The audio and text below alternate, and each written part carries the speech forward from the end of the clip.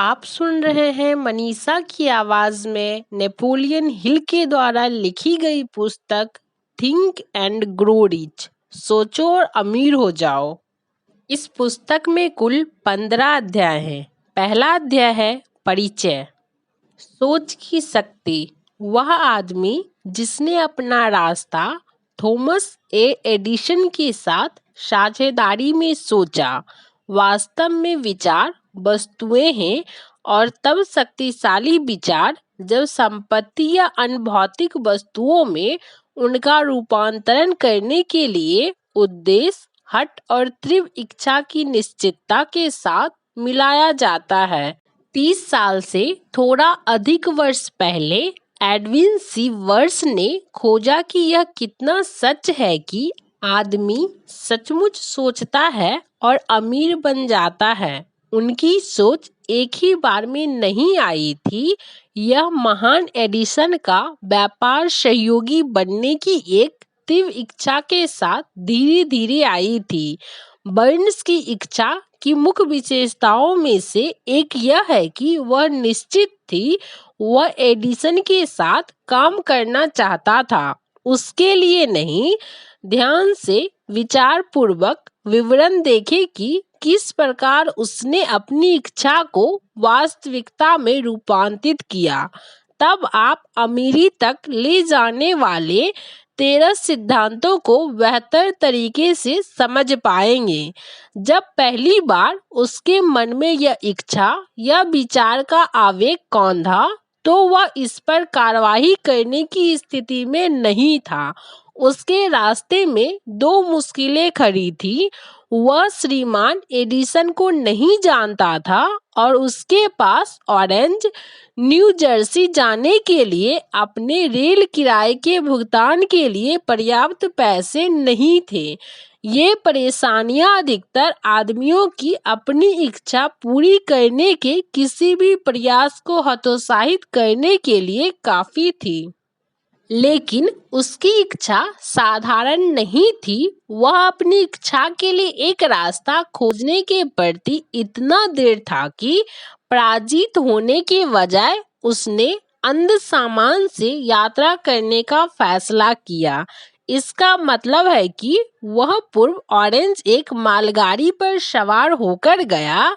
उसने खुद को श्रीमान एडिसन की प्रयोगशाला में प्रस्तुत किया और घोषणा की कि वह आविष्कारक के साथ व्यापार करने के लिए आया है। बर्न्स और एडिसन के बीच पहली बैठक की बातचीत के बारे में सालों बाद श्रीमान एडिसन ने कहा, वह वहां मेरे सामने खड़ा था, एक साधारण आवारा की तरह, लेकिन उसके चेहरे की अभिव्यक्ति में कुछ था जिसने यह धारणा प्रस्तुत की कि वह उस चीज को पाने के लिए दृढ़ है जिसे पाने के लिए वह आया था। मैंने लोगों के साथ सालों के अनुभव से सीखा था कि जब एक आदमी वास्तव में इतनी गहराई से एक चीज को पाने की इच्छा करता है कि वह इसे पाने के लिए अपने पूरे भविष्य को चक्के के घुमाव के दांव पर लगाने को तैयार हो जाता है,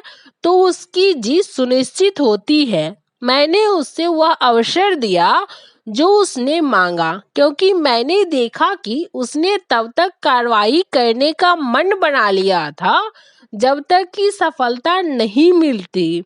बाद में यह साबित हो गया कि उसने कोई गलती नहीं की थी।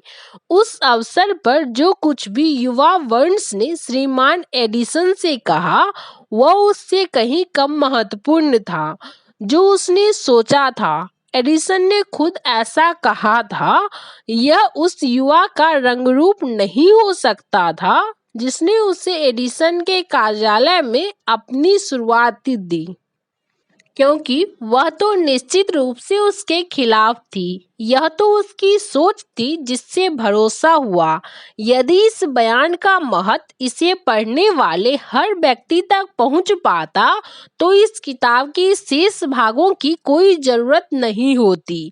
बर्न्स को अपने पहले साक्षात्कार में एडिसन की साझेदारी नहीं मिली थी। उसे एक बहुत ही मामूली मजदूरी पर एडिसन के कार्यालयों में काम करने का अवसर मिला। ऐसा काम जो कि एडिसन के लिए महत्वहीन था, लेकिन बर्न्स के लिए सबसे अधिक महत्वपूर्ण था, क्योंकि इसने उसे अपना व्यापारिक माल प्रदर्शित करने का अवसर दिया, जहां उसका भावी साझेदार इसे देख सकता था। महीनों गुजर गए, स्पष्ट रूप से उस प्रतिष्ठित लक्ष्य को जो बर्न्स ने निश्चित प्रमुख उद्देश्य के रूप में अपने दिमाग में स्थापित किया हुआ था, उसे लाने के लिए कुछ भी नहीं हुआ। लेकिन बर्न्स के मन में कुछ महत्वपूर्ण घटित हो रहा था। एडिसन का व्यापार सहयोगी बनने की अपनी इच्छा को वह लगातार तेज कर रहा था। मनोवैज्ञानिकों ने ठीक ही कहा है कि जब कोई व्यक्ति किसी एक बात के लिए सचमुच तैयार होता है, उसकी वह आकृति में झलकने लगता है। बर्न्स एडिसन के साथ एक व्यापार साझेदारी के लिए तैयार था। इसके अलावा वह तब तक तैयार रहने पर दृढ़ था जब तक कि वह उसे प्राप्त ना कर ले जिसे वह खोज रहा था। उसने अपने आप से यह नहीं कहा था, क्या फायदा है, मैं अपना मन बदल लूंगा और एक सेल्समैन की नौकरी पाने का प्रयास करूंगा, बल्कि उसने यह कहा था, मैं यहाँ एडिसन के साथ व्यापार करने आया था और यदि इसमें मेरा शेष जीवन भी लगता है तो मैं इसे अंत तक पूरा करूंगा। उसका यही मतलब था, लोगों के पास कहने के लिए कि कितनी अलग कहानी रहती अगर वे एक निश्चित उद्देश्य अपनाते और उस उद्देश्य के साथ तब तक खड़े रहते जब तक कि उनके सब कुछ पाने वाला जुनूनी बनने का समय होता। शायद युवा वंश को तब यह पता नहीं था, लेकिन उसने दृढ़ संकल्प, एक ही इच्छा के लिए खड़े रहने की अपनी हट सभी बाधाओं को कुचल डालने और उसे वह अवसर देने जिसकी वह खोज कर रहा था, उसकी ओर नियत किया हुआ था। जब अवसर आया तो यह वंश की उम्मीद की तुलना में एक अलग रूप में और एक अलग दिशा से प्रकट हुआ था। वह अवसर की चालों में से एक है। पिछले दरवाजे से सरकार आने की इसकी धूर्त आदत है और अक्सर यह दुर्भाग्य या अस्थायी हार के रूप में वेश बदलकर आता है। शायद यही कारण है कि बहुत सारे लोग अवसर की पहचान करने में विफल रहते हैं। श्रीमान एडिसन ने अभी उस समय एडिसन डिक्लेटिंग मशीन, अब एडिफोन नाम से जाने जाने वाली एक नई कार्यालय डिवाइस बनाई ही थी। उनके सेल्समैन मशीन से उत्साहित नहीं थे।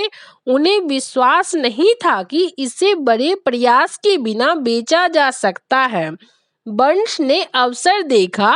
यह एक अजीब दिखने वाली मशीन में छिपा हुआ चुपचाप रेंग कर अंदर आया था, जिसने और किसी को नहीं बल्कि बर्न्स और आविष्कारक को प्रभावित किया। बर्न्स जानता था कि वह एडिसन की डिक्टेटिंग मशीन बेच सकता है। उसने एडिसन को इसका सुझाव दिया और तुरंत अवसर पा लिया। उसने मशीन बेची। वास्तव में उसने इसे इतनी सफलतापूर्वक बेचा कि एडिसन ने उसे देश भर में मशीन वितरित करने और बेचने का एक अनुबंध दिया। इस व्यापार साझेदारी से नारा बना, एडिसन द्वारा बनाया गया और वर्ष द्वारा स्थापित किया गया। व्यापार गठबंधन 30 से अधिक वर्षों से चल रहा है। इसके जरिए वंश ने खुद को अमीर बनाया, बल्कि उसने कुछ अनंत रूप से अधिक किया है। उसने साबित कर दिया कि आप सचमुच सोचकर अमीर बन सकते हैं। मेरे पास यह जानने का कोई तरीका नहीं है कि वंश की मूल इच्छा इसके कितना वास्तविक नकद के लायक रही है। शायद इसने उसे $2 या 3 लाख दिलाया है, लेकिन यह राशि जो भी है वह महत्वहीन बन जाती है जब इसकी तुलना उसके द्वारा निश्चित ज्ञान के रूप में प्राप्त की गई उस अधिक बड़ी संपत्ति से की जाती है कि विचार के एक अमूर्त आवेग को ज्ञात सिद्धांतों के अनुप्रयोग के द्वारा इसे भौतिक प्रतिरूप में बदला जा सकता है। वंश ने खुद को पूरी तरह से महान एडिसन के साथ एक साझेदारी में समझा। उसने खुद को एक अच्छे भाग में समझा। उसके पास आरंभ करने के लिए कुछ नहीं था सिवाय यह जानने की क्षमता के कि वह क्या चाहता है और इच्छा के साथ तब तक खड़े रहने के दृढ़ संकल्प के जब तक यह वास्तविकता न बन जाए। उसके पास शुरू करने के लिए पैसा नहीं था, उसके पास शिक्षा थी लेकिन बहुत कम। वह कोई प्रभावशाली व्यक्ति नहीं था लेकिन उसके पास पहल, विश्वास और जीतने की इच्छा थी। इन अमूर्त शक्तियों के साथ उसने खुद को आज तक के महानतम आविष्कारक के साथ नंबर 1 व्यक्ति बनाया। अब एक अलग स्थिति से देखते हैं और एक आदमी का अध्ययन करते हैं जिसके पास धन के अनेक अमूर्त साधन थे लेकिन उसने इन्हें खो दिया क्योंकि वह उस लक्ष्य से जिसे वह खोज रहा था महज 3 फुट पहले रुक गया था। सोने से 3 फुट पहले। विफलता के सबसे सामान्य कारणों में से एक अस्थायी हार पैदा होने वाली अड़चन के कारण भाग खड़े होने की आदत है। हर व्यक्ति कभी ना कभी इस गलती का दोषी होता है। आर.यू. डार्वी के एक अंकल गोल्ड रश के दिनों में स्वर्ण बुखार से ग्रस्त हो गए थे और खुदाई करके अमीर बनने पश्चिम चले गए थे। उन्होंने कभी नहीं सुना था कि पश्चिम से निकाले गए आज तक के सोने की तुलना में अधिक सोना आदमियों की दिमाग से खनन किया गया है। उन्होंने दावा किया और कुदाली और फावड़े से काम करने चले गए। जाना बहुत कठिन था लेकिन सोने की उसकी लालसा निश्चित थी। सप्ताहों के श्रम के बाद वे चमकने वाले अयस्क की खोज के द्वारा पुरस्कृत हुए। अयस्क को सतह पर लाने के लिए उन्हें मशीनरी की जरूरत थी। उन्होंने चुपचाप खदान को ढक दिया। विलियमबर्ग्स, मैरीलैंड में अपने घर की ओर जाने वाले नक्शे कदमों को दोहराया। अपने रिश्तेदारों और कुछ पड़ोसियों को खोज के बारे में बताया। उन्होंने आवश्यक मशीनरी के लिए पैसा इकट्ठा किया, उसे भिजवा दिया। अंकल और डार्वी खदान का काम करने के लिए वापस चले गए। अयस्क की पहली कार का खनन किया गया और उसे एक प्रगलनशाला को भेज दिया गया। उसके लाभ ने साबित कर दिया कि उनके पास कोलोराडो की सबसे समृद्ध खदानों में से एक थी।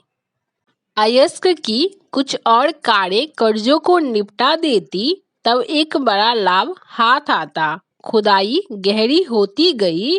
डार्बी और अंकल की उम्मीदें ऊपर चढ़ती गई। फिर कुछ हुआ। स्वर्ण अयस्क की वाहिनी गायब हो गई।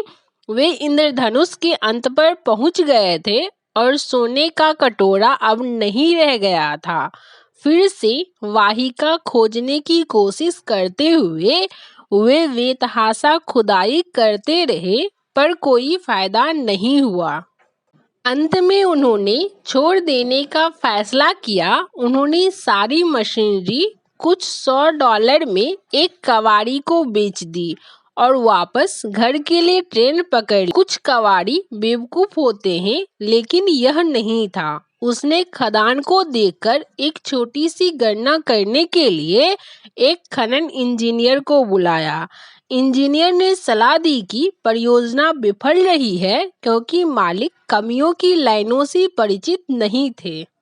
उसकी गणना ने दिखाया कि खुदाई उस जगह से महज 3 फुट दूर होती जहां पर डार्वी ने खुदाई बंद कर दी थी और वह बिल्कुल उसी जगह पर पाई गई। कवाड़ी ने खदान से अयस्क में करोड़ों डॉलर कमाए क्योंकि वह हार मानने से पहले विशेषज्ञ की सलाह लेने के बारे में पर्याप्त जानता था। अधिकांश पैसा जो मशीनरी में चला गया था, आर.यू. डार्बी, जो तब एक बहुत ही युवा आदमी था, के प्रयासों से प्राप्त हुआ था। वह पैसा उसके रिश्तेदारों और पड़ोसियों के उसमें विश्वास के कारण प्राप्त हुआ था। उसने हर डॉलर का भुगतान किया, हालांकि ऐसा करने में उसे सालों लगे। लंबे समय बाद श्रीमान डार्बी ने अपने नुकसान की कई गुना भरपाई कर ली जब उन्होंने यह खोज कर ली कि इच्छा को सोने में रूपांतरित किया जा सकता है। यह खोज उनके जीवन बीमा बेचने के व्यवसाय में जाने के बाद हुई, यह याद करते हुए कि उसने एक बहुत बड़ा सौभाग्य खो दिया क्योंकि वह सोने से 3 फीट पहले ही रुक गया था। डार्बी को अपने चुने हुए कार्य में इस अनुभव से लाभ हुआ, खुद से यह कहने की एक सरल विधि द्वारा कि मैं सोने से 3 फुट पहले ही रुक गया था। लेकिन अब मैं कभी भी इसलिए नहीं रुकूंगा कि जब मैं लोगों को बीमा खरीदने के लिए कहता हूं तो वे नहीं कहते हैं। डार्बी सालाना $1,00,000 से अधिक का जीवन बीमा बेचने वाले 50 लोगों से भी कम लोगों के एक छोटे समूह के सदस्यों में से एक है। वे सोने की खनन के कारोबार में अपने छोड़ देने से सीखे हुए सबक से चिपके रहने की योग्यता के ऋणी हैं। किसी भी आदमी के जीवन में सफलता आने से पहले उसे काफी अस्थायी और सफलता और शायद कुछ पराजय मिलना तय है। जब पराजय एक आदमी को काबू करती है तो सबसे आसान और सबसे तार्किक बात उसे छोड़ देना होता है। ज्यादातर लोग बिल्कुल यही करते हैं। इस देश के अभी तक के सबसे सफल लोगों में से 500 से अधिक लोगों ने लेखक को बताया कि उनकी सबसे बड़ी सफलता उन्हें मिली हार के बिंदु से परे सिर्फ एक कदम आगे मिली। विफलता विडंबना और चालाकी की एक गहरी भावना वाली एक चालबाजी है। यह सफलता पर लगभग पहुंचे हुए व्यक्ति को ठोकर मारने में बड़ा आनंद लेती है। दृढ़ता में एक 50 सेंट का शवक। श्रीमान डार्बी के हाईनॉक विश्वविद्यालय से अपनी डिग्री प्राप्त करने और सोने के खनन के कारोबार में अपने अनुभव से लाभ उठाने का फैसला करने के तुरंत बाद ही उनके पास एक अवसर पर सौभाग्य उपस्थित था जिसने उनके सामने साबित किया कि यह जरूरी नहीं कि नहीं का मतलब नहीं हो। एक दोपहर वे एक पुराने जमाने की चक्की में गेहूं पीसने में अपने अंकल की मदद कर रहे थे। अंकल एक बड़ा खेत संचालित करते थे जिस पर बहुत से काले बटाईदार किसान रहते थे। बहुत धीरे से दरवाजा खुला और एक छोटी सी काली बच्ची बटाईदार की बेटी अंदर आई और दरवाजे के पास खड़ी हो गई। अंकल ने ऊपर नजर घुमाई, बच्चे को देखा और बुरी तरह से उस पर चिल्लाकर बोले, तुम क्या चाहती हो? बच्ची ने नरमी से जवाब दिया, मेरी माँ कहती है उसे 50 सेंट भेज दो। मैं ऐसा नहीं करूँगा, अंकल ने जवाब दिया, अब तुम घर भागो। हाँ अच्छा, बच्ची ने उत्तर दिया, लेकिन वह गई नहीं। अंकल अपने काम में लग गए। वह अपने काम में इतने व्यस्त हो गए कि उन्होंने यह देखने पर जरा भी ध्यान नहीं दिया कि वह बच्ची गई नहीं है। जब उन्होंने दोबारा ऊपर देखा और उसे अभी भी वहां खड़े देखा तो वे इस पर चिल्लाए, मैंने तुम्हें अपने घर जाने के लिए कहा था, अब जाओ, नहीं तो मैं तुम्हारे पास आता हूँ। छोटी लड़की ने कहा, ठीक है, लेकिन वह 1 इंच भी नहीं हिली। अंकल ने अनाज की बोरी जिसे वे मिल हॉपर में डालने वाले थे पटक दी, बैरल का एक डंडा उठाया और अपने चेहरे पर कठोरता के संकेत की एक अभिव्यक्ति के साथ बच्चे की ओर बढ़ाना शुरू कर दिया। डार्बी ने अपनी सांस रोकी। वह निश्चित था वह एक हत्या का गवाह बनने वाला है। वह जानता था कि उसके अंकल का गुस्सा तेज है। वह जानता था कि देश के उस हिस्से में काले बच्चों से गोरे लोगों की बात का विरोध करने की उम्मीद नहीं की जाती थी। जब अंकल उस जगह पहुंचे जहां वह बच्ची खड़ी थी, उसने तुरंत एक कदम आगे बढ़ा दिया, ऊपर उनकी आंखों में देखा और अपनी तीखी आवाज में पूरे जोर से चिल्लाई, मेरी माँ को 50 सेंट चाहिए। अंकल रुक गए, 1 मिनट के लिए उसे देखा, फिर धीरे धीरे बैरल वाला डंडा फर्श पर रख दिया, अपने हाथ अपनी जेब में डाले, $0.50 बाहर निकाला और उसे दे दिया। बच्ची ने पैसे ले लिए और उस व्यक्ति पर से जिस पर उसने अभी अभी विजय प्राप्त की थी, अपनी आंखें बिल्कुल हटाए बिना धीरे से वापस दरवाजे की ओर चली गई। उसके चले जाने के बाद अंकल एक बॉक्स पर बैठ गए और खिड़की से बाहर आसमान में 10 मिनट से भी अधिक समय तक ताकते रहे, विस्मय से उस भारी हार पर जो उन्हें अभी मिली थी। वे विचार मग्न थे। श्रीमान डार्बी भी कुछ सोच रहे थे। उनके सारे अनुभव में यह पहली बार था कि उसने किसी काले बच्चे को जानबूझकर किसी गोरे वयस्क व्यक्ति पर प्रभुत्व प्राप्त करते देखा था। उसने यह कैसे किया? उनके अंकल को क्या हुआ जिसके कारण उन्होंने अपनी बर्बरता खो दी और एक भेड़ के बच्चे की तरह विनम्र बन गए? उस बच्ची ने कौन सी अजीब शक्ति का इस्तेमाल किया जिसने उसे उससे बड़े पर जीत दिला दी? ये और अन्य इसी तरह के सवाल डार्बी के मन में चमके, लेकिन वे सालों बाद तक जब उन्होंने मुझे यह कहानी सुनाई उसका जवाब नहीं ढूंढ पाए थे। हैरत की बात है, इस असामान्य अनुभव की कहानी लेखक को उसी पुरानी मिल में सुनाई गई, ठीक उसी जगह जहां अंकल को उनकी भारी हार मिली थी।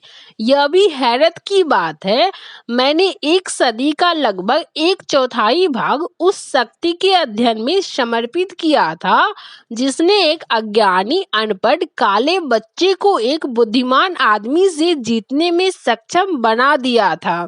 जैसा कि हम वहां पुरानी मिल में खड़े थे, श्रीमान डार्बी ने असामान्य विजय की कहानी दोहराई और यह पूछते हुए समाप्त किया, आप इसके बारे में क्या कर सकते हैं? कौन सी अजनबी शक्ति उस बच्ची ने उपयोग की जिसने मेरे अंकल को पूरी तरह से हरा दिया?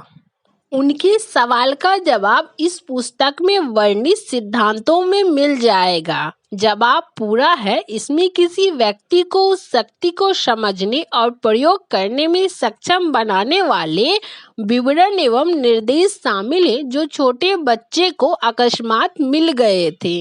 अपने दिमाग को सजग रखें और आप बच्ची के बचाव के लिए आने वाली बिल्कुल वही अजनबी शक्ति देखेंगे। आप अगले अध्याय में इस शक्ति की एक झलक पाएंगे। कहीं ना कहीं इस पुस्तक में आप एक युक्ति पाएंगे जो आपकी ग्रहणशील शक्तियों को बढ़ा देगी और आपके अपने फायदे के लिए वही प्रबल शक्ति आपके नियंत्रण में दे देगी। इस शक्ति के बारे में जागरूकता आपके पास पहले अध्याय में आ सकती है या यह बाद वाले अध्याय में आपके दिमाग में सूझ सकती है। यह एक अकेले विचार के रूप में आ सकती है या यह एक योजना या उद्देश्य की प्रकृति के रूप में आ सकती है।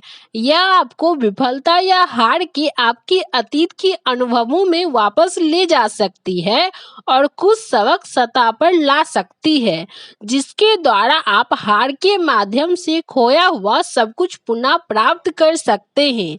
श्रीमान डार्बी को उस काले बच्चे द्वारा अनजाने में इस्तेमाल की गई शक्ति के बारे में मेरे बताने के बाद उन्होंने तुरंत एक जीवन बीमा विक्रेता के रूप में अपने अनुभव के 30 साल को दोहराया और ईमानदारी से स्वीकार किया कि उस क्षेत्र में उनकी सफलता, जो कोई छोटी मोटी नहीं है, उन सबक के कारण है जो उन्होंने बच्चों से सीखा था।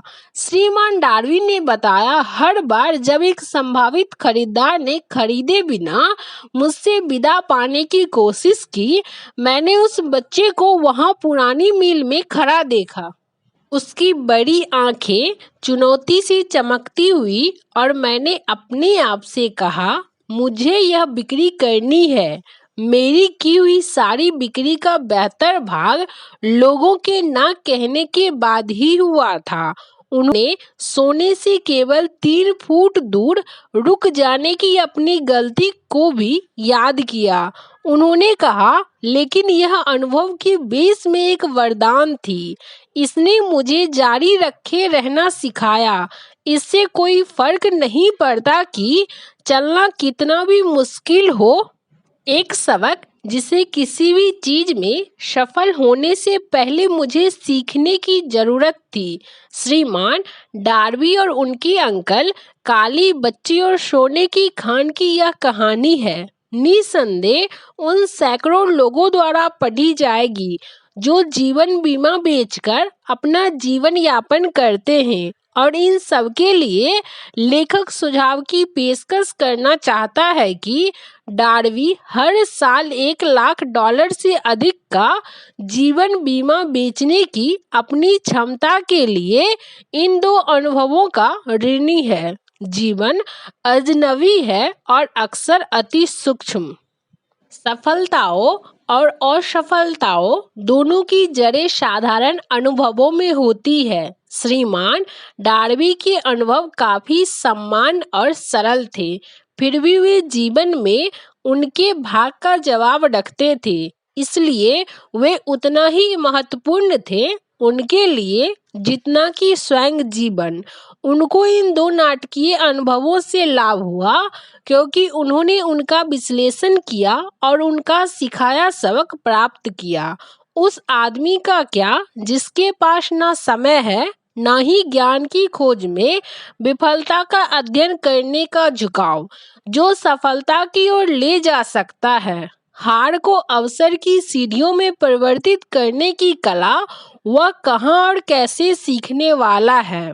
इस किताब को इन्हीं सवालों के जवाब में लिखा गया था। इनके जवाब 13 सिद्धांतों के वर्णन में कहे जाते हैं, लेकिन याद रखें, जैसे जैसे आप पढ़ते हैं तो शायद उस सवाल का जिसने आपको जीवन की विचित्रता पर विचार करने का कारण दिया है, जो जवाब आप चाहते हो वह शायद आपके अपने दिमाग में किसी विचार, योजना या उद्देश्य के माध्यम से पाया जा सकता है, जो शायद पढ़ते हुए आपके दिमाग में कौन जाता है।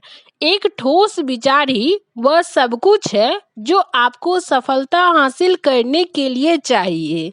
इस पुस्तक में वर्णित सिद्धांतों में उपयोगी अवधारणाएं बनाने के ज्ञात संबंधित उपाय और साधनों में से सबसे अच्छे और सबसे व्यवहारिक उपाय शामिल है। इससे पहले कि हम इन सिद्धांतों का वर्णन करने के लिए अपने दृष्टिकोण में आगे बढ़े, हम विश्वास करते हैं कि आप यह महत्वपूर्ण सुझाव प्राप्त करने के हकदार हैं। जब अमीरी आना शुरू होती है तो इतनी जल्दी आती है, ऐसी बड़ी बहुतायत में कि आप आश्चर्य करते हैं। ये उन सभी मंदी के सालों के दौरान कहाँ छुपी हुई थी। यह एक चौंकाने वाला बयान है, और अंश सभी इसी तरह। जब हम आम धारणा को ध्यान में लाते हैं कि अमीरी कठिन और लंबे समय तक काम करने वाले लोगों को ही मिलती है, जब आप सोचना और अमीर बनना शुरू करते हैं, आप देखेंगे कि अमीरी मन की एक अवस्था से उद्देश्य की निश्चितता के साथ बहुत थोड़ी या बिल्कुल भी मेहनत नहीं सी शुरू होती है। आप और हर अन्य व्यक्ति को यह जानने में रुचि लेनी चाहिए कि किस प्रकार दिमाग की उस अवस्था को प्राप्त किया जाए जो अमीरी को आकर्षित करे। मैंने 25,000 से अधिक लोगों का विश्लेषण करते हुए अनुसंधान में 25 साल बिता दिए, क्योंकि मैं भी जानना चाहता था उस तरह से लोग अमीर कैसे बनते हैं। उस अनुसंधान के बिना यह पुस्तक नहीं लिखी जा सकती थी। यहाँ एक बहुत ही महत्वपूर्ण सच्चाई पर ध्यान देते हैं, अर्थात व्यापार मंदी 1929 में शुरू हुई थी और विनाश के रिकॉर्ड समय तक जारी रही, जब तक कि कुछ समय बाद राष्ट्रपति रूजवेल्ट ने कार्यालय में प्रवेश किया। फिर मंदी शून्य में फीकी होनी शुरू हो गई, बिल्कुल उसी तरह जैसे एक थिएटर में एक बिजली मिस्त्री इतने धीरे धीरे रोशनी उठाता है कि आपके इसे महसूस करने से पहले अंधेरा प्रकाश में परिवर्तित हो जाता है। ऐसे ही लोगों के मन में भय का जादू धीरे धीरे फीका हो जाता है और आपका विश्वास बन जाता है। बहुत बारीकी से निरीक्षण करें, जितनी जल्दी आप इस दर्शन के सिद्धांतों पर प्रभुत्व प्राप्त करते हैं और उन सिद्धांतों को लागू करने के लिए निर्देशों का पालन करना शुरू करते हैं, आपकी वित्तीय स्थिति में सुधार आना शुरू हो जाएगा और जिस चीज को भी आप छुएंगे वह आपके लाभ के लिए संपत्ति में बदलना शुरू हो जाएगी। असंभव बिल्कुल नहीं। मानव जाति की मुख्य कमजोरियों में से एक है औसत आदमी का असंभव शब्द के साथ परिचय होना। वह उन सभी नियमों को जानता है जो काम नहीं करेंगे। वह उन सभी चीजों को जानता है जिन्हें नहीं किया जा सकता। इस किताब को उन लोगों के लिए लिखा गया है जिन्हें उन नियमों की तलाश है, जिन्होंने दूसरे को सफल बना दिया है और जो सब कुछ उन नियमों के लिए दांव पर लगाने को तैयार हैं। कई साल पहले मैंने एक बढ़िया शब्दकोश खरीदा था। पहली बात जो मैंने इसके साथ की वह थी असंभव शब्द पर जाना और उसे बड़े करीनों से किताब से हटा देना। आपके लिए ऐसा करना कोई मूर्खता की बात नहीं होगी। सफलता उन लोगों को मिलती है जो सफलता के प्रति सचेत हो जाते हैं और सफलता उन लोगों को मिलती है जो उदासीनता से खुद को असफलता के प्रति जागरूक बनने की अनुमति देते हैं। इस पुस्तक का उद्देश्य उन लोगों की मदद करना है जिन्हें दिमाग की विफलता की चेतना को सफलता की चेतना में बदलने की कला सीखने के लिए इसकी तलाश है। कुल मिलाकर बहुत से लोगों में पाई जाने वाली एक और कमजोरी स्वयं के विचार और मान्यताओं द्वारा हर चीज और हर किसी को मापने की आदत है। कुछ लोग जो इसे पढ़ेंगे वे विश्वास करेंगे कि कोई भी सोचकर अमीर नहीं बन सकता है। वे अमीरी के दृष्टिकोण से नहीं सोच सकते हैं क्योंकि उनकी सोचने की आदत गरीबी, अभाव, दुख और विफलता और हार से भरी हुई है। ये दुर्भाग्यपूर्ण लोग मुझे एक प्रमुख चीनी की याद दिलाते हैं जो अमेरिकी मायनों में शिक्षित होने के लिए अमेरिका आया था। उसने शिकागो विश्वविद्यालय में दाखिला लिया। एक दिन राष्ट्रपति हार्पर इस युवा ओरिएंटल से परिसर में मिले। कुछ मिनट उसके साथ बातचीत करने के लिए रुके और पूछा कि अमेरिकी लोगों की कौन सी सबसे ज्यादा ध्यान दिए जाने लायक विशेषता ने उसे प्रभावित किया था। क्यों? आश्चर्यचकित चीनी बोला, आपकी आंखों का अजीब तिरछापन। आपकी आंखें तिरछी नहीं है। हम चीनियों के बारे में क्या कहते हैं हम उस पर विश्वास करने से मना कर देते हैं। जो हमें समझ में नहीं आती है हम मूर्खतापूर्वक विश्वास करते हैं कि हमारी अपनी सीमाओं का उचित माप है। निश्चित ही अन्य लोगों की आंखें तिरछी नहीं होती क्योंकि वे वैसी नहीं है जैसी हमारी है। लाखों लोग हेनरी फोर्ड की उपलब्धियों को देखते हैं।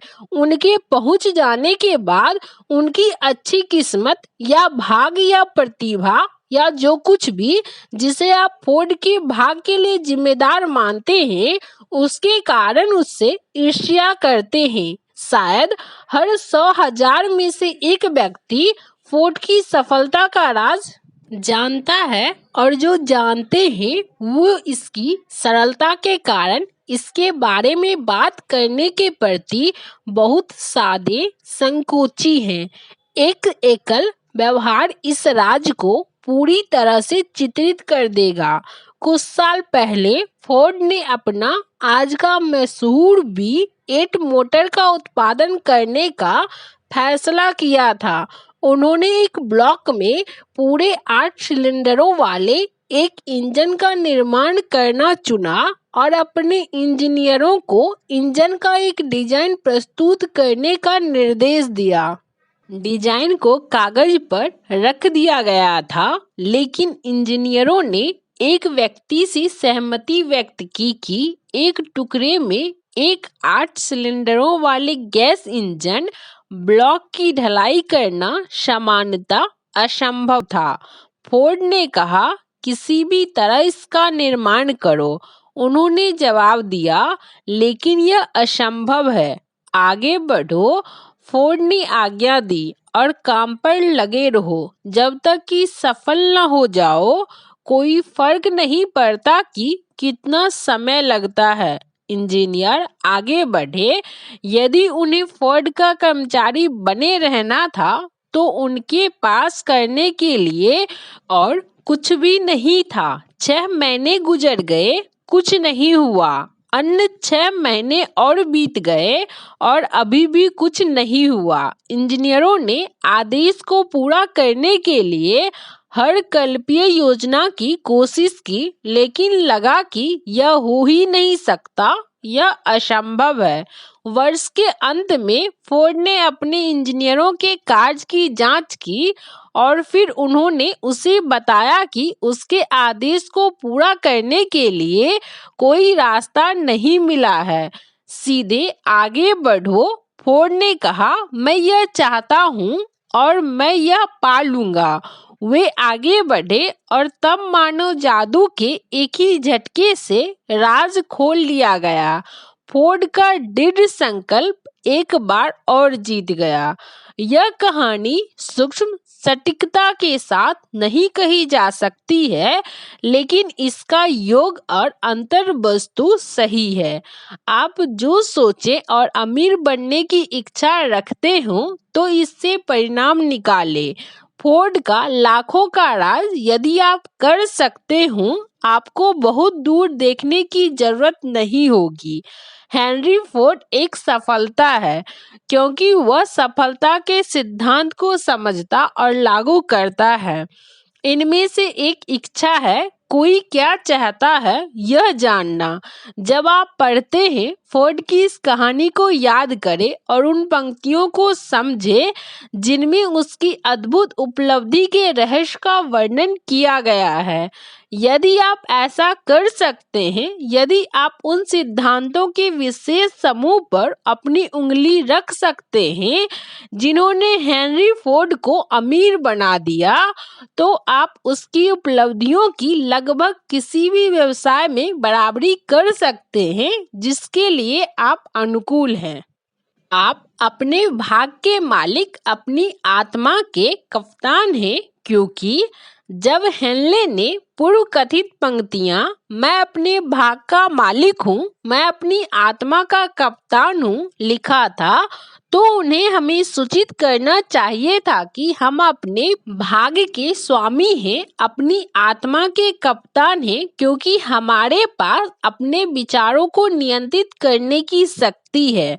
उन्हें हमें बताना चाहिए था कि ईथर, जिसमें यह छोटी सी पृथ्वी तैरती है, जिसमें हम घूमते रहते हैं और हमारा अस्तित्व है, कंपन की एक आश्चर्यजनक उच्च दर पर प्रभावित होती ऊर्जा का एक रूप है, और यह कि ईथर सार्वभौमिक सत्ता के एक रूप से भरा हुआ है जो खुद का उन विचारों की प्रकृति से समन्वय स्थापित करती है जिसे हम अपने मस्तिष्क में धारण करते हैं, और हमें अपने विचारों को उनके भौतिक समकक्षों में परिणत करने के लिए प्राकृतिक तरीके से प्रभावित करती है। यदि कवि हमें यह महान सत्य बताता तो हम जानते ऐसा क्यों है कि हम अपने भाग्य के स्वामी हैं, अपनी आत्मा के कप्तान हैं। उन्हें पर्याप्त जोर देकर हमें बताना चाहिए था कि यह शक्ति विनाशकारी विचारों और रचनात्मक विचारों के बीच भेद करने का कोई प्रयास नहीं करती है, कि यह हमसे गरीबी के विचारों को जल्दी से भौतिक वास्तविकता में परिवर्तित करने का आग्रह करेगी, जैसा कि यह धनवान बनने के विचारों पर कार्य करने को प्रभावित करेगी। उन्हें हमें यह भी बताना चाहिए था कि हमारा दिमाग हावी होने वाले विचारों से चुंबकीय बन जाता है, जिसे हम अपने मन में रखे रहते हैं, और उस साधन के द्वारा जिससे कोई आदमी परिचित नहीं है, ये चुंबक हमारी तरफ शक्तियों, लोगों, जीवन की परिस्थितियों को आकर्षित करती है, जो हमारे हावी होने वाले विचारों की प्रकृति के साथ घुल मिल जाते हैं। उनको हमें बताना चाहिए कि इससे पहले कि हम बहुतायत में धन जमा कर सके, हमें अपने मन को धन की तीव्र इच्छा के प्रति चुंबकित करना चाहिए, कि जब तक पैसे की इच्छा हमें इसे प्राप्त करने की निश्चित योजना बनाने के लिए बाध्य न कर दे, हमें धन के प्रति सजग हो जाना चाहिए। एक दार्शनिक नहीं बल्कि एक कवि होने के नाते हेनली अपनी पंक्तियों के दार्शनिक अर्थ की व्याख्या करना उन लोगों पर छोड़ते हुए जो उनका अनुपालन करते हैं, एक महान सच को काव्यात्मक रूप में बताते हुए खुद को संतुष्ट करते हैं। थोड़ा थोड़ा करके सच स्वयं को सामने लाता है, जब तक कि यह अब निश्चित प्रतीत होने लगता है कि इस पुस्तक में वर्णित सिद्धांतों में हमारे आर्थिक भाग पर महारत के रहस्य हैं। अब हम इन सिद्धांतों में से पहले की जांच करने के लिए तैयार हैं। ग्रहणशीलता की भावनाएं बनाए रखें, और जैसे जैसे आप पढ़ते जाते हैं, याद रखें कि वे किसी एक आदमी का आविष्कार नहीं है। सिद्धांतों को 500 से अधिक ऐसे लोगों के जीवन के अनुभवों से एकत्र किया गया था, जिन्होंने वास्तव में भारी मात्रा में धन जमा किया था। ऐसे लोगों से जिन्होंने गरीबी में लेकिन बहुत कम शिक्षा के साथ प्रभाव के बिना शुरुआत की थी। जिन सिद्धांतों ने इन लोगों के लिए काम किया, आप उन्हें अपने खुद के अस्थायी लाभ के लिए काम करने के लिए उपयोग कर सकते हैं। यह करना आपको मुश्किल नहीं लगेगा, यह आसान होगा। आपके अगला अध्याय पढ़ने से पहले मैं आपको यह बताना चाहता हूँ कि यह तथ्यात्मक जानकारी देना चाहता हूँ जो आपको पूरे वित्तीय भाग को आसानी से बदल सकती है। जैसा कि यह वर्णन किए गए दो लोगों के लिए निश्चित रूप से अद्भुत अनुपात में परिवर्तन लाया है। मुझे लगता है कि यह भी आप जानना चाहते हैं। इन दो पुरुषों और मेरे खुद के बीच संबंध इस प्रकार हैं कि मैं तथ्यों के साथ कोई स्वतंत्रता नहीं ले सकता हूँ, यहाँ तक कि अगर ऐसा करने की मेरी कामना होती तो भी नहीं। उनमें से एक लगभग 25 साल से मेरी करीबी व्यक्तिगत दोस्त है, दूसरे मेरे ही बेटे हैं। इन दो लोगों की असामान्य सफलता, वह सफलता जो वे उदारता से अगले अध्याय में वर्णित सिद्धांतों को इस सिद्धांत के दूर दराज शक्ति पर जोर देने के एक साधन के रूप में सही ठहराते, इस व्यक्तिगत संदर्भ से अधिक मान्यता देते हैं। लगभग 15 साल पहले मैंने सलेम कॉलेज, सलेम, पश्चिमी वर्जीनिया में उद्घाटन भाषण दिया था। मैंने अगले अध्याय में वर्णित सिद्धांत पर जोर दिया, इतनी तीव्रता के साथ कि स्नातक वर्ग के सदस्यों में से एक ने निश्चित रूप से इसे विनियोजित किया और इसे अपने खुद के दर्शन का एक हिस्सा बना लिया। वह युवक अब कांग्रेस का एक सदस्य है और वर्तमान प्रशासन में एक महत्वपूर्ण कारक है। इस पुस्तक के प्रकाशक के पास जाने से ठीक पहले उन्होंने मुझे एक पत्र लिखा था जिसमें उन्होंने इतने स्पष्ट रूप से अगले अध्याय में उल्लिखित सिद्धांत के बारे में अपनी राय रखी थी कि मैंने उनके पत्र को उस अध्याय के एक परिचय के रूप में प्रकाशित करने के लिए चुना है। यह आपको आने वाले पुरस्कार का एक अनुमान देता है। मेरे प्यारे नेपोलियन, कांग्रेस के एक सदस्य के रूप में मेरी सेवा ने पुरुषों और महिलाओं की समस्याओं में मुझे एक अंतर्दृष्टि दी है। मैं एक सुझाव की पेशकश करने के लिए लिख रहा हूँ जो हजारों योग्य लोगों के लिए उपयोगी हो सकता है। क्षमा याचना के साथ मुझे कहना है कि सुझाव पर यदि काम किया जाता है तो उसका मतलब होगा कि आपके लिए कई वर्षों का श्रम और जिम्मेदारी। लेकिन मैं सुझाव देने के लिए उत्साहित हूँ क्योंकि मुझे उपयोगी सेवा प्रदान करने के प्रति आपका महान प्यार पता है। 1922 में जब मैं स्नातक कक्षा का एक सदस्य था, आपने शलेम कॉलेज में उद्घाटन भाषण दिया था। उस संबोधन में आपने मेरे मन में एक विचार रोप दिया था जो मुझे अब अपने राज्य के लोगों की सेवा करने का अवसर मिलने के लिए जिम्मेदार है और मुझे भविष्य में जो कुछ भी सफलता मिल सकती है उसके लिए एक बहुत बड़े पैमाने पर जिम्मेदार होगा। मेरे मन में एक सुझाव है कि आपने शलेम कॉलेज में जो संबोधन दिया था उसका संकलन और सामग्री आप एक किताब में प्रस्तुत करें और उस तरह से अमेरिका के लोगों को अपने कई वर्षों के अनुभव और उन लोगों के साथ जुड़ाव जिन्होंने अपनी महानता से अमेरिका को पृथ्वी पर सबसे अमीर देश बना दिया है द्वारा लाभान्वित होने का एक अवसर दे। मुझे वह सब इस तरह याद है, यह मानो कल की ही बात थी। आपने उस विधि के विषय में अद्भुत वर्णन किया था जिसके द्वारा हेनरी फोर्ड बहुत थोड़ी स्कूली शिक्षा के साथ बिना $1 के, बिना किसी प्रभावशाली दोस्तों के महान ऊंचाइयों तक पहुंचे थे। मैंने तब आपके अपना भाषण समाप्त करने से पहले ही अपना मन बना लिया कि मुझे अपने लिए एक जगह बनानी होगी। इसमें कोई फर्क नहीं पड़ता कि इस जीत में कितनी कठिनाइयों का सामना करना पड़ता है। इस साल और अगले कुछ वर्षों के भीतर हजारों युवा लोगों की स्कूली शिक्षा पूरी हो जाएगी। उनमें से हर एक को इस तरह के व्यवहारिक प्रोत्साहन के एक संदेश की मांग करेगा जैसा कि मैंने आपसे एक प्राप्त किया था। वे जानना चाहते होंगे कि जीवन में शुरुआत करने के लिए किधर मुड़ना है, क्या करना है। आप उन्हें बता सकते हैं क्योंकि आपने कई लोगों को इतनी सारी समस्याओं का समाधान करने में मदद की है।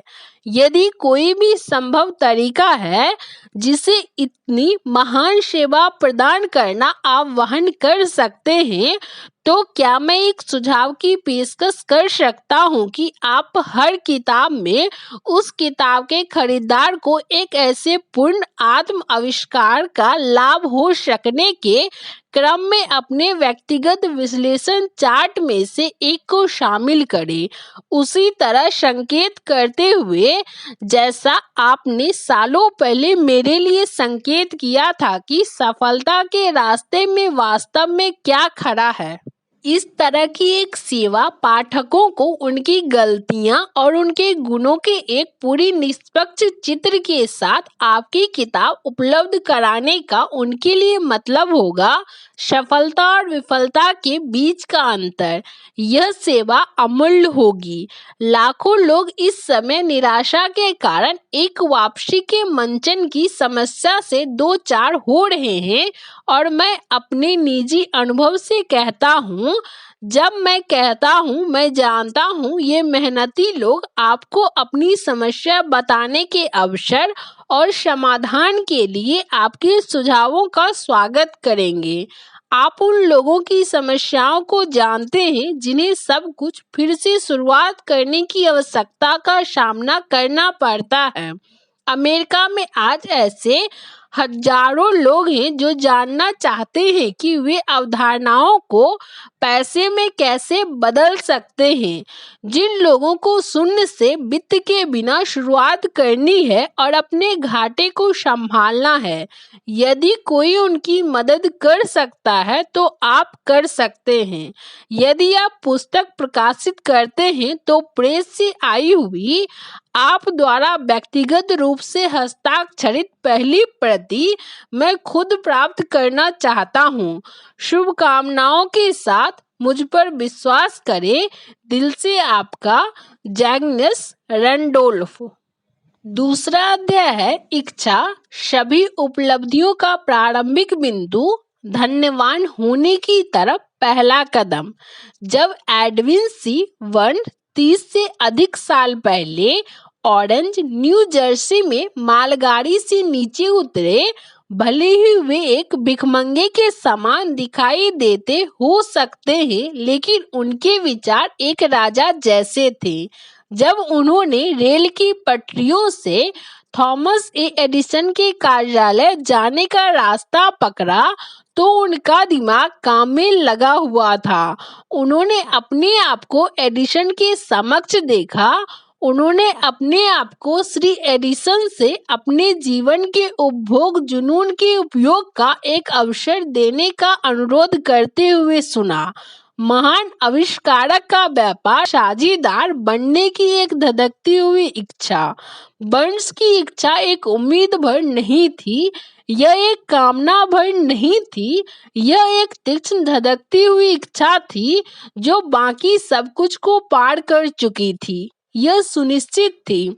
जब उन्होंने एडिसन का दरवाजा खटखटाया तो यह इच्छा नई नहीं थी, यह वर्न्स पर एक लंबे समय से हावी इच्छा थी। शुरुआत में जब यह इच्छा पहली बार उनके दिमाग में प्रकट हुई, हो सकता है कि तब शायद यह केवल एक इच्छा थी, लेकिन जब वे इसके साथ एडिसन के समक्ष पेश हुए तब यह कोई मात्र इच्छा नहीं थी। कुछ साल बाद एडविन सी बर्न्स एक बार फिर एडिसन के सामने उसी कार्यालय में खड़े थे जहां उन्होंने पहली बार आविष्कारक से मुलाकात की थी। उनकी इच्छा इस बार वास्तविकता में बदल चुकी थी। वे एडिसन के साथ व्यापार में थे। उनके जीवन पर हावी होने वाला सपना एक वास्तविकता बन गया था। आज जो लोग वर्न्स को जानते हैं वे जीवन में उन्हें मिले ब्रेक की वजह से उनसे ईर्ष्या करते हैं।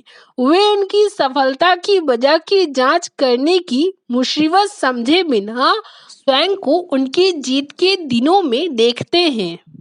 सफल रहे क्योंकि उन्होंने एक सुनिश्चित लक्ष्य चुना। उन्होंने अपनी सारी ऊर्जा, अपनी सारी इच्छा शक्ति, अपने सारे प्रयास, अपना सब कुछ उस लक्ष्य के पीछे लगा दिया था। वे पहले दिन ही एडिसन के साझीदार नहीं बन गए थे, वे सेवक के काम से शुरू करने की सामग्री थे। जब तक कि यह उन्हें अपने पोषित लक्ष्य की ओर एक कदम उठाने का एक अवसर प्रदान करता, वे जिस अवसर की तलाश में थे उसके उपस्थित होने से पहले 5 साल बीत गए थे। उन सभी वर्षों के दौरान आशा की एक भी किरण नहीं थी। उनकी इच्छा की प्राप्ति का उनसे एक भी वादा नहीं किया गया था। खुद को छोड़कर सभी को वे एडिसन के व्यापार चक्र में एक और दांते की तरह दिखाई दे रहे थे, लेकिन उनके मन में बहुत पहले के उसी दिन से जब वे पहली बार वहां काम करने आए थे, वे समय के हर मिनट एडिसन के साझेदार थे। यह निश्चित इच्छा शक्ति का एक उल्लेखनीय उदाहरण है। बर्न्स ने अपने लक्ष्य को जीता क्योंकि वे और जो कुछ भी चाहते थे उसकी तुलना में उनका श्री एडिसन का व्यापार साझेदार बनने की इच्छा अधिक था। उन्होंने एक योजना बनाई जिसके द्वारा उस उद्देश्य को प्राप्त करना था, लेकिन उन्होंने अपने पीछे के सभी पुलों को जला दिया। वे अपनी इच्छा से खड़े थे जब तक कि यह उनके जीवन का एक हावी जुनून अंत में एक तथ्य न बन गया।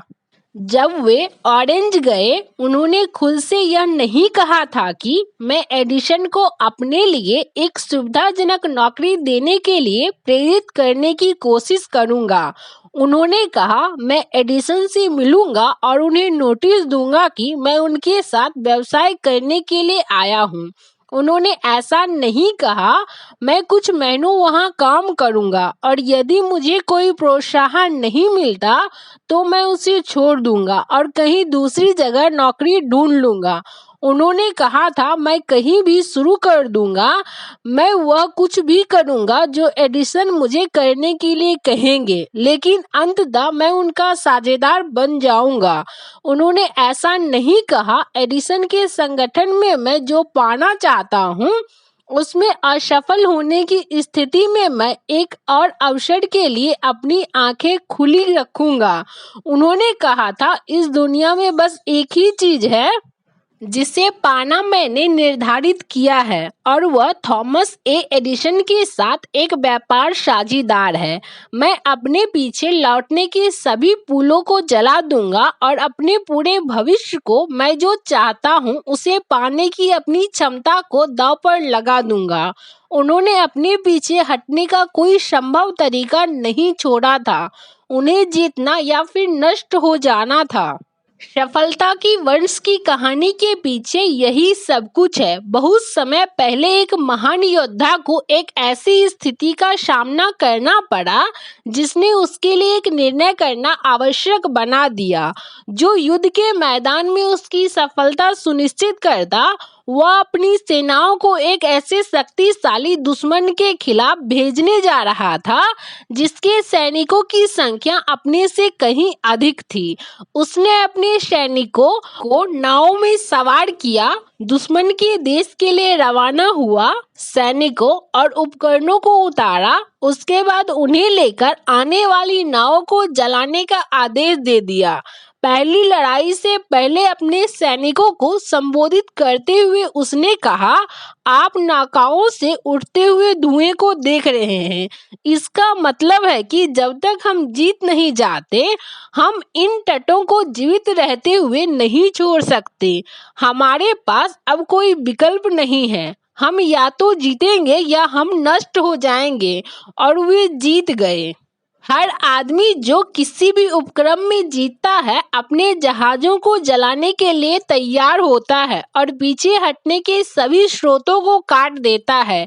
केवल ऐसा करके ही कोई मन की उस अवस्था को बनाए रखने के बारे में सुनिश्चित हो सकता है जिसे सफलता के लिए आवश्यक जीतने की एक जलती हुई इच्छा के रूप में जाना जाता है। शिकागो में एक बड़ी आग लगने के बाद की सुबह व्यापारियों का एक समूह अपनी दुकानों से उठते हुए धुएं को देखते हुए स्टेट स्ट्रीट पर खड़ा था। वे यह तय करने के लिए कि क्या पुनर्निर्माण करने की कोशिश करेंगे या शिकागो छोड़ देंगे और देश के एक और अधिक आशाजनक हिस्से में शुरुआत करेंगे। वे एक सम्मेलन में गए। एक को छोड़कर वे सभी शिकागो छोड़ने के निर्णय पर पहुंच गए। वह व्यापारी जिसने वहीं रहने और पुनर्निर्माण करने का फैसला किया था, अपनी दुकान के अवशेष की तरफ उंगली से इशारा किया और कहा, सज्जनों, उस स्थान पर मैं दुनिया के सबसे बड़ी दुकान का निर्माण करूंगा। मुझे कोई फर्क नहीं पड़ता है कि यह कितनी बार जल जाती है। यह 50 से अधिक साल पहले हुआ था। दुकान बन गई थी या आज भी वहां खड़ी है, मन की उस अवस्था की शक्ति के एक विशाल स्मारक के रूप में जिसे एक दहकती हुई इच्छा के रूप में जाना जाता है। मार्शल फील्ड के लिए करने में आसान वास्तव में वही होता है जो उसके साथी व्यापारियों ने किया। जब जाना मुश्किल था और भविष्य निराशाजनक दिख रहा था तो वे वहां चले गए जहां जाना आसान लग रहा था। मार्शल फील्ड और अन्य व्यापारियों के बीच इस अंतर को अच्छी तरह से चिन्हित कर ले, क्योंकि यही एक अंतर है जो एडिसन सीवर्स को एडिसन के संगठन में काम करने वाले अन्य हजारों युवकों से अलग करता है। यह वही अंतर है जो व्यवहारिक रूप से उन सभी को जो सफल होते हैं उन लोगों से अलग करता है जो असफल होते हैं। हर इंसान जो पैसे के प्रयोजन की समझ की उर्म तक पहुंचता है, इसको चाहता है। कामना धन नहीं लाएगी, बल्कि मन की एक अवस्था के साथ धन की कामना जब एक जुनून बन जाती है, तब निश्चित तरीके की योजना बनाना और धन प्राप्त करने के साधन और उन योजनाओं का ऐसी दृढ़ता के साथ समर्थन जो विफलता को नहीं पहचानता है, धन लाएगा। वह विधि जिसके द्वारा धन की इच्छा को इसके वित्तीय समतुल्य में परिवर्तित किया जा सकता है, 6 निश्चित व्यवहारिक कदमों से गठित होती है। अर्थात फर्स्ट, आप अपने मन में इच्छित पैसे की सटीक मात्रा तय करें। मैं बहुत पैसा चाहता हूँ। केवल यह कहना ही पर्याप्त नहीं है, इसे राशि के रूप में निश्चित करें। निश्चितता का एक मनोवैज्ञानिक कारण है जो बाद में एक अध्याय में वर्णित किया जाएगा। दूसरा, आप इच्छित पैसे के बदले में वास्तव में क्या देने का इरादा रखते हैं, यह निर्धारित करें। कुछ नहीं से कुछ अच्छा जैसी कोई वास्तविकता नहीं है। तीसरा, यह निश्चित तारीख निर्धारित करें जब आप इच्छित पैसे पाने का इरादा रखते हैं। चौथा, अपनी इच्छा क्रियान्वित करने की एक निश्चित योजनाएं बनाएं और एक बार में शुरू कर दें, चाहे आप इस योजना को कार्रवाई में डाल देने को तैयार हो या नहीं। पांचवा, आप पैसे की जो राशि प्राप्त करना चाहते हैं उसका एक संक्षिप्त बयान स्पष्ट रूप से लिखें। इसके अधिग्रहण की समय सीमा को नाम दें। पैसे के बदले में देने के लिए आपका इरादा क्या है बताएं और इस योजना का स्पष्ट रूप से वर्णन करें जिसके माध्यम से आप इसे जमा करना चाहते हैं। छठा, आपका लिखित बयान दिन में 2 बार जोर से पढ़ें, एक बार रात में सोने से ठीक पहले और एक बार सुबह जागने के बाद। जब आप पढ़ें तो देखें और महसूस करें कि आपने आप पर विश्वास करें कि पैसा पहले से आपके कब्जे में है। यह महत्वपूर्ण है कि आप इन 6 चरणों में वर्णित निर्देशों का पालन करें। यह विशेष रूप से महत्वपूर्ण है कि आप 6ठे अनुच्छेद में लिखे निर्देश का निरीक्षण और अनुसरण करें। आप शिकायत कर सकते हैं कि पैसे को अपने कब्जे में देखना इससे पहले कि यह वास्तव में आपके पास हो आपके लिए असंभव है। यही जगह है जहां एक धधकती हुई इच्छा आपकी मदद के लिए आएगी। यदि आप वास्तव में इतनी उत्सुकता से पैसे की इच्छा रखते हैं कि आपकी इच्छा एक जुनून बन जाती है, तो अपने आप को यह समझाने में आपको कोई कठिनाई नहीं होगी कि आप इसे हासिल करेंगे। लक्ष्य है पैसे चाहना और इसे पाने के लिए इतना दृढ़ संकल्प बनाना कि आप अपने आप को समझा सके कि यह आपको प्राप्त होगा। केवल वे लोग जो धन सचेत बन गए हैं हमेशा भारी मात्रा में धन जमा करते हैं। धन सचेत का मतलब है कि मन धन की इच्छा से इतनी अच्छी तरह संतृप्त हो गया है कि व्यक्ति देख सकता है कि यह पहले से ही उसके स्वयं के कब्जे में है। अदीक्षित जो मानव मन के काम करने के सिद्धांतों में शिक्षित नहीं किया गया है उसे ये निर्देश अव्यावहारिक दिखाई दे सकते हैं। यह उन सभी के लिए मददगार हो सकता है जो 6 चरणों की सदृढ़ता को पहचानने में असमर्थ है। जो जानकारी वे देती है जिसे एंड्रयू कार्नेगी ने, जिसने स्टील मिलों में एक साधारण मजदूर के रूप में शुरुआत की थी, लेकिन अपनी छोटी शुरुआत के बावजूद इन सिद्धांतों को अपने लिए $100 मिलियन से काफी अधिक के एक भाग की उपज बनाने के लिए प्रतिबंधित करते हुए प्राप्त किया था। आगे यह जानने में भी मदद कर सकता है कि यहाँ सिफारिश किए गए 6 चरणों की स्वर्गीय थॉमस एल्वा एडिसन द्वारा ध्यान से छानबीन की गई थी, जिन्होंने न केवल धन के संचय के लिए आवश्यक बल्कि किसी निश्चित लक्ष्य की प्राप्ति के लिए भी आवश्यक कदम होने के रूप में उन पर अपने अनुमोदन की मोहर लगाई है। ये कदम कठिन परिश्रम की मांग नहीं करते, ये किसी बलिदान की मांग नहीं करते, इनके लिए किसी को उपसाहनक या विश्वसनीय बनने की आवश्यकता नहीं है। इनको लागू करने के लिए भारी भरकम मात्रा में शिक्षा की मांग नहीं की जाती है, लेकिन इन 6 चरणों का सफल अनुप्रयोग किसी व्यक्ति को यह देखने और समझने में सक्षम करने के लिए पर्याप्त कल्पना की मांग करता है कि धन का संचय एक मौके, अच्छी किस्मत और भाग पर नहीं छोड़ा जा सकता। लोगों को पता होना चाहिए कि वे सभी जिन्होंने एक बड़ा भाग्य पाया है, उन्होंने धन हासिल करने से पहले एक निश्चित मात्रा में वासना, कामना, सपना देखना, उम्मीद करना और नियोजन का कार्य किया है। आप ठीक यहाँ जानते भी हो सकते हैं कि आपको कभी भी बड़ी मात्रा में धन प्राप्त नहीं हो सकता है जब तक कि आप धन की तीव्रतम इच्छा में अपने आप को काम नहीं कर सकते हैं और वास्तव में विश्वास नहीं करते हैं कि आप इसे प्राप्त कर सकते हैं। आप भी यह जानते हो सकते हैं कि सभ्यता की शुरुआत से आज तक हर महान नेता एक स्वप्नदर्शी था।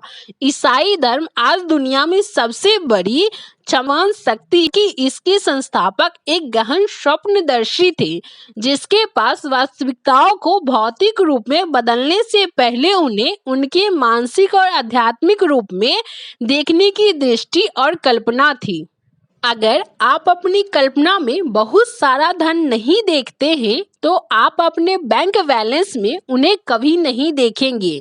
व्यवहारिक स्वप्नदर्शियों के लिए आज जितने महान अवसर मौजूद हैं, वैसा अमेरिका के इतिहास में पहले कभी नहीं रहा है। 6 साल के आर्थिक पतन ने सभी लोगों को काफी हद तक एक ही स्तर पर नीचे गिरा दिया है। एक नई दौर लगभग शुरू होने वाली है। दांव उस विशाल किस्मत का प्रतिनिधित्व करता है जो अगले 10 वर्षों के भीतर संचित होगा। दौर के नियम बदल गए हैं क्योंकि अब हम एक बदलती हुई दुनिया में रहते हैं, जो कि निश्चित रूप से उस जनता के पक्ष में है जिसके पास अवसाद के दौरान मौजूदा परिस्थितियों में जब डर से वृद्धि और विकास को लकवा मार गया है, जीतने का कोई अवसर बहुत कम या लगभग नहीं है। हमें जो धन की इस दौर में शामिल है यह जानने के लिए प्रोत्साहित किया जाना चाहिए कि यह बदलती हुई दुनिया जिसमें हम रहते हैं, नए विचारों, काम करने के नए तरीकों, नए नेताओं, नए आविष्कार, शिक्षण के नए तरीकों, विपणन के नए तरीकों, नई पुस्तकें, नए साहित्य, रेडियो के लिए नई सुविधाओं, चलचित्र के लिए नए विचारों की मांग करती है। नए और बेहतर काम के लिए इन सभी मांगों के पीछे गुणवत्ता है जो किसी के पास जीत के लिए अवश्य होनी चाहिए, और वह है उद्देश्य की निश्चितता। वह क्या चाहता है का ज्ञान और उसे पाने की एक तीव्र इच्छा। व्यापार मंदी एक युग की मौत और एक अन्य का जन्म चिन्हित करती है। इस बदलती हुई दुनिया को व्यवहारिक स्वप्नदर्शियों की आवश्यकता है जो कर सकते हैं और अपने सपनों को कार्रवाइयों में लगा देंगे। व्यवहारिक स्वप्नदर्शी हमेशा सभ्यता के प्रतिमान निर्माता रहे हैं और हमेशा रहेंगे। हम जिनकी धन जमा करने की इच्छा है उनको याद रखना चाहिए कि दुनिया के असली नेता हमेशा वे लोग रहे हैं जिन्होंने अजन्मे अवसर के अमूर्त अनदेखी शक्तियों का दोहन किया और व्यवहारिक उपयोग में लाए हैं, और उन शक्तियों या सोच के आवेगों को गगनचुंबी इमारतों, शहरों, कारखानों, हवाई जहाज ऑटोमोबाइल्स और सुविधा के हर ऐसे रूप में बदल दिया है जो जीवन को अधिक सुखद बनाता है। सही शून्यता और खुले दिमाग का होना आज के स्वप्नदर्शियों की व्यवहारिक आवश्यकताएं हैं। वे लोग जो नई अवधारणाओं से डरते हैं वे शुरुआत करने के पहले ही बर्बाद हो जाते हैं। अग्रदूतों के लिए वर्तमान की तुलना में एक अधिक अनुकूल समय कभी नहीं आया। यह सच है कि ढकी गाड़ियों के दिनों की तरह विजय प्राप्त करने के लिए वहां कोई जंगली और भेड़िया धसान वाला पश्चिम नहीं है, बल्कि पुनर्निर्मित और नए और बेहतर रास्ते पर पुनर्निर्देशित किए जाने के लिए एक विशाल व्यापारिक, वित्तीय और औद्योगिक दुनिया है। धन का अपना हिस्सा प्राप्त करने की योजना में किसी को भी स्वप्नदर्शी की खिल्ली उड़ाने के लिए आपको प्रभावित करने ना दे। इस बदलती हुई दुनिया में बड़ा दांव जीतने के लिए आपको अतीत के महान अग्रदूतों की भावना को पकड़ना होगा, जिनके सपनों ने सभ्यता को वह सब कुछ दिया है जो मूल्यवान है। आत्मा जो हमारे अपने देश के जीवन रक्त के रूप में कार्य करती है। हमारी प्रतिभा का विकास और विपणन के लिए आपका और मेरा अवसर है। हमें यह नहीं भूलना चाहिए कि कोलंबस ने एक अज्ञात दुनिया का सपना देखा, ऐसी एक दुनिया के अस्तित्व पर अपना जीवन दांव पर लगा दिया और इसका पता लगा लिया। महान खगोल शास्त्री कोपरनिकस ने दुनिया की बहुलता का सपना देखा था और उनका पता लगाया। उनकी विजय प्राप्त कर लेने के बाद किसी ने भी अव्यावहारिक के रूप में उनकी निंदा नहीं की। इसके बजाय दुनिया ने उनके कब्र की पूजा की। इस प्रकार एक बार फिर साबित हो गया है कि सफलता को किसी अफसोस की आवश्यकता नहीं है और सफलता अत्यंत उपस्थिति की अनुमति नहीं देती है।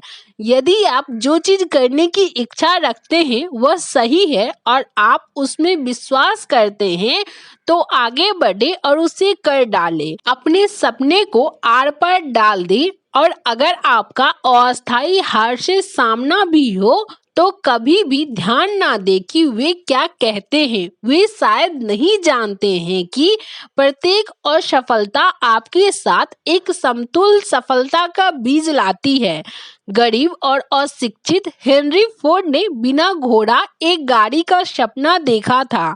सहायक मौके का इंतजार किए बिना उनके पास जो भी उपकरण थे वे उन्हीं के साथ काम करने में लग गए और अब उनके सपने का सबूत पूरी पृथ्वी को कसे हुए है। उन्होंने किसी भी आदमी जो कभी रहते थे उनसे अधिक पहियों को संचालन में डाल दिया था, क्योंकि वे अपने सपनों को मदद करने में डरते नहीं थे। थॉमस एडिसन ने एक ऐसे दीपक का सपना देखा जो बिजली द्वारा संचालित किया जा सकता है। उन्होंने अपने सपने को कार्य रूप देने के लिए जहां वे खड़े थे वहीं से शुरुआत कर दी और 10,000 से अधिक विफलताओं के बावजूद उस सपने के साथ वे इसके एक भौतिक वास्तविकता बन जाने तक खड़े रहे थे। व्यवहारिक सपने देखना छोड़े नहीं। वेलन ने एक श्रृंगार स्टोर श्रृंखला का सपना देखा। उन्होंने अपने सपने को कार्रवाई में बदल दिया और अब संयुक्त सिगार स्टोर का अमेरिका के शीर्ष नुक्कड़ों पर कब्जा है। लिंकन ने काले दासों के लिए आजादी का सपना देखा। उन्होंने अपने सपने को कार्रवाई में बदल दिया और संयुक्त उत्तर और दक्षिण को उनके सपने को हकीकत में बदलते हुए जीवित रहते हुए देखने से बड़ी मुश्किल से चुके। राइट बंधुओं ने एक मशीन का सपना देखा जो कि हवा में उड़ जाएगी। अब आप उसके सबूत सारी दुनिया में देख सकते हैं कि उन्होंने सही सपना देखा था। मार्कोनी ने वायु की अमूर्त शक्तियों को काम में लाने की एक प्रणाली का सपना देखा। उसने सपना व्यर्थ में नहीं देखा था। वह साक्ष्य दुनिया में हर वायरलेस और रेडियो में पाया जा सकता है। इसके अलावा मार्कोनी का सपना सबसे मनोरम केबिन और साथ साथ सबसे आलीशान हवेली लाया। इसने पृथ्वी पर हर देश के लोगों को पड़ोसी बना दिया। इसने संयुक्त राज्य अमेरिका के राष्ट्रपति को एक माध्यम दे दिया जिसके द्वारा वे एक ही समय में कम समय की नोटिस पर अमेरिका के सभी लोगों से बात कर सकते हैं। आपको शायद यह जानना रुचिकर लगे कि जब उसने यह घोषणा की कि उसने एक सिद्धांत की खोज कर ली है जिसके माध्यम से वह तारों की सहायता या संचार के प्रत्यक्ष भौतिक साधन के बिना हवा के माध्यम से संदेश भेज सकता है, तो मार्कोनी के दोस्त उसे अपनी निगरानी में ले गए थे और एक मनोरोगी अस्पताल में जांच करवाई थी। आज के स्वप्नदर्शी बहुत अच्छी स्थिति में रहते हैं। दुनिया नई खोजों की आदी हो गई है, बल्कि इसने उन स्वप्नदर्शियों को पुरस्कृत करने की इच्छा दिखाई है जो दुनिया को एक नया विचार देते हैं। सबसे बड़ी उपलब्धियां सबसे पहले और थोड़े समय के लिए सिर्फ एक सपना ही थी। बरगद का पेड़ अपने बीज में सोता है, पक्षी अंडे में इंतजार करते हैं और एक जागृत देवदूत आत्मा की सर्वोच्च दृष्टि में कैद रहता है। सपने हकीकत की पौध है। दुनिया के स्वप्नदर्शियों, तुम जागो, खड़े हो जाओ और दृढ़ता से कहो, तुम्हारा सितारा अब प्रभुत्व में है। दुनिया की मंदी आपके लिए वह अवसर लेकर आई है जिसका आप इंतजार कर रहे थे। इसने लोगों को विनम्रता, सहिष्णुता और उदारता सिखाई है। दुनिया अवसरों की बहुतायत से भरी हुई है जो अतीत के स्वप्नदर्शियों का कभी पता नहीं थी। बनने और करने की एक तीव्र इच्छा शुरुआती बिंदु है जहां से स्वप्नदर्शियों को उड़ान भरनी चाहिए। सपने उदासीनता, आलस या महत्वाकांक्षा की कमी की वजह से पैदा नहीं होते हैं। दुनिया अब सपने देखने वालों का मखौल नहीं उड़ाती है और न ही उसे अव्यावहारिक कहती है। यदि आपको लगता है कि यह ऐसा करती है, तो टेनेसी का एक दौरा कीजिए और इसकी गवाही दीजिए कि एक सपने देखने वाले राष्ट्रपति ने अमेरिका की महान जनशक्ति का उपयोग करने और उसे काम में लाने की राह में क्या किया है। बहुत वर्ष पहले इस तरह का एक सपना पागलपन की तरह लगता। आप निराश हो चुके हैं, आप मंदी के दौरान हार से गुजर चुके हैं। आपने अपने भीतर स्थित महान दिल को इसके लहूलुहान होने तक कुचला जाता महसूस किया है। साहस करें, क्योंकि इन अनुभवों ने आध्यात्मिक धातु जिससे आप बने हैं उसे लचीला बना दिया है। वे अतुलनीय मूल्यों की संपत्ति है। यह भी याद रखें कि वे सभी लोग जो जीवन में सफल होते हैं एक बुरी शुरुआत करते हैं और पहुंचने से पहले कई शोकाकुल संघर्षों से होकर गुजरते हैं। सफल लोगों के जीवन में महत्वपूर्ण मोड़ आमतौर पर कुछ संकट के क्षणों में आते हैं जिसके माध्यम से वे अपने अन्य स्वयं से परिचित होते हैं। जॉन बाइनान को धर्म के विषय पर अपने विचारों के कारण जेल में डाल दिया गया और कष्टदायी रूप से दंडित किया गया, जिसके बाद उसने तीर्थयात्री की प्रगति लिखी जो बेहतरीन अंग्रेजी साहित्य में से एक है। ओ हेनरी को ओहियो कोलंबस ने एक जेल की कोठरी में कैद कर लिया गया और इस बड़े दुर्भाग्य को सहने के बाद ही उसने उस प्रतिभा की खोज की जो उसके मस्तिष्क के भीतर सोई हुई थी। दुर्भाग्य से मजबूर होकर अपने अन्य स्वयं से परिचित होकर और अपनी कल्पना का प्रयोग करते हुए उसने एक दुखी अपराधी और निर्वासित होने के बजाय एक महान लेखक के रूप में अपनी खोज की।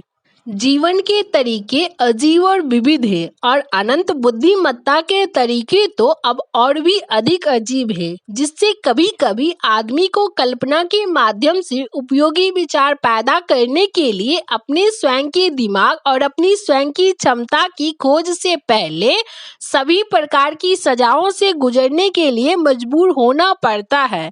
एडिसन दुनिया का सबसे बड़ा आविष्कारक और वैज्ञानिक एक आवारा टेलीग्राफ ऑपरेटर था और आखिरकार अपने मस्तिष्क के भीतर सोई हुई प्रतिभा की खोज करने के लिए प्रेरित होने से पहले वह अनगिनत बार विफल रहा था। चार्ल्स डिकेंस ने पॉलिश किए हुए बर्तनों पर लेबल चिपकाने से शुरुआत की थी। उससे पहले प्रेम की त्रासदी ने उसकी आत्मा को गहरे तक भेद दिया था और सही मायने में उसे दुनिया के महान लेखकों में बदल दिया। उस त्रासदी ने पहले डेविड कॉपरफील्ड और फिर अन्य कार्यों के सिलसिले की उत्पत्ति की, जिन्होंने इसे और समृद्ध और उन सभी के लिए एक बेहतर दुनिया बना दिया जिन्होंने उसकी किताबें पढ़ी। प्रेम संबंधों को लेकर निराशा में आमतौर पर पुरुषों को पीने के लिए प्रेरित करने और महिलाओं को बर्बाद करने का प्रभाव होता है। यह इसलिए है क्योंकि ज्यादातर लोग अपनी मजबूत भावनाओं को एक रचनात्मक प्रकृति के सपनों में परिवर्तित करने की कला कभी नहीं सीखते हैं। हेलेन किलर जन्म के फौरन बाद बहरी, गूंगी और अंधी हो गई। उसके सबसे बड़े दुर्भाग्य के बावजूद उसने सर्वोत्कृष्ट के इतिहास के पन्नों में अमिट रूप से अपना नाम लिखा है। उसके पूरे जीवन ने सबूत के रूप में कार्य किया है कि कोई भी कभी भी नहीं हराया जा सकता जब तक हार को वास्तविकता के रूप में स्वीकार नहीं किया जाए। रॉबर्ट वंश एक अनपढ़ ग्रामीण लड़का था। वह गरीबी से श्रापित था और इसके साथ साथ वह एक शराबी के रूप में बड़ा हुआ था। दुनिया उसके रहने के कारण एक बेहतर जगह बन गई थी क्योंकि उसने कविता में सुंदर विचारों को पिरोया था। इस तरह उसने एक कांटा तोड़ा और इसकी जगह पर एक गुलाब लगा दिया था।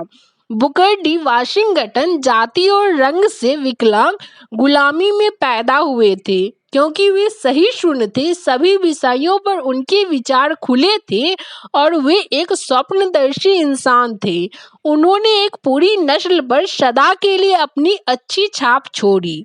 बीथोवेन बहरे थे, मिल्टन अंधे थे, लेकिन उनके नाम तब तक रहेंगे जब तक समय रहेगा क्योंकि उन्होंने सपना देखा और अपने सपने को संगठित विचार में परिवर्तित किया। अगले अध्याय पर जाने से पहले अपने मन में नए सिरे से आशा की रोशनी, विश्वास, साहस और सहिष्णुता जागृत करें। यदि आपके पास दिमाग की ये स्थितियां और वर्णित सिद्धांतों पर कार्य करने का ज्ञान है तो बाकी और जो कुछ आपको चाहिए जब आप इसके लिए तैयार होंगे वह आपके पास आ जाएगा। इमर्सन अपने विचार इन शब्दों में व्यक्त करते हैं। हर कहावत, हर किताब, हर पर्याय जो सहायता और आराम के लिए आपसे संबंधित है, खुले या घुमावदार मार्ग से निश्चित रूप से घर आ जाएगा। हर दोस्त जो बहुत शानदार नहीं होगा लेकिन उसकी आत्मा में महानता और करुणा होगी, तुम्हें अपने आलिंगन में संभाल कर रखेगा। एक चीज को चाहने और उसे पाने के लिए तैयार होने के बीच का एक अंतर होता है। कोई भी किसी चीज के लिए तब तक तैयार नहीं होता जब तक उसे विश्वास न हो कि वह इसे हासिल कर सकता है। मन की स्थिति विश्वास की होनी चाहिए, मात्र आशा या इच्छा नहीं। ग्रहणशीलता विश्वास के लिए आवश्यक है। बंद दिमाग आस्था, साहस और विश्वास को प्रेरित नहीं करता। याद रखें, दुख और गरीबी को स्वीकार करने के लिए आवश्यक प्रयासों की तुलना में बहुतायत और समृद्धि की मांग करने के लिए जीवन में उच्च लक्ष्य के लिए कोई अधिक प्रयास की आवश्यकता नहीं होती है।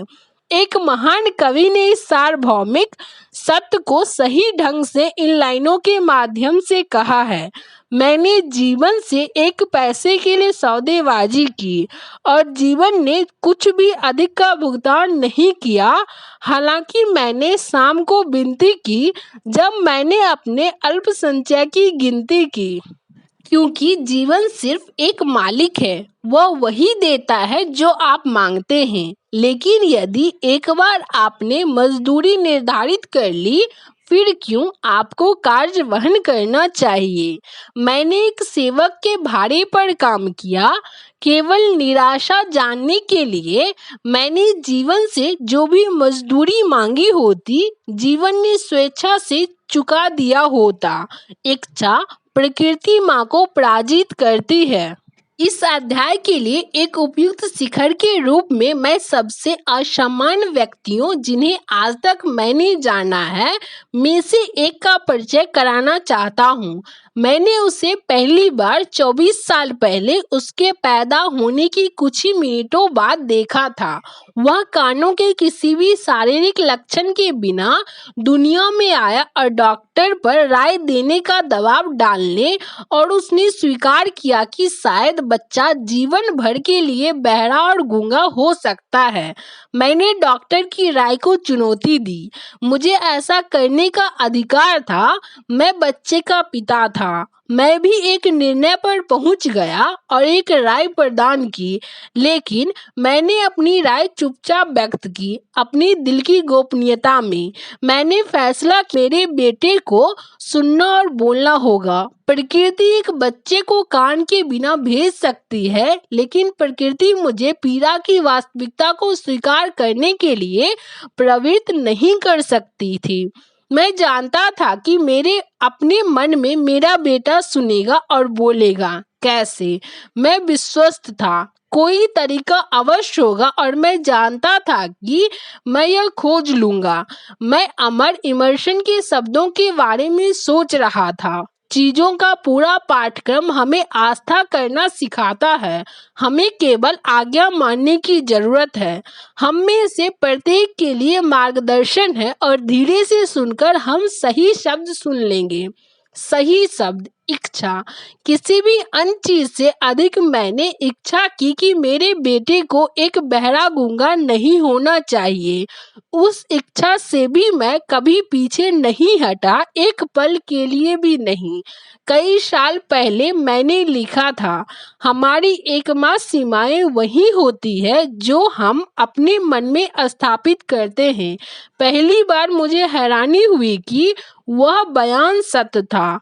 मेरे सामने बिस्तर पर पड़ा एक अभी अभी पैदा हुआ बच्चा था, सुनने की प्राकृतिक उपकरणों से विहीन। भले ही वह सुन और बोल सके, वह स्पष्ट रूप से जीवन भर के लिए विरूपित था। निश्चित रूप से यह एक सीमा थी जिसे उस बच्चे ने अपने खुद के मन में स्थापित नहीं किया था।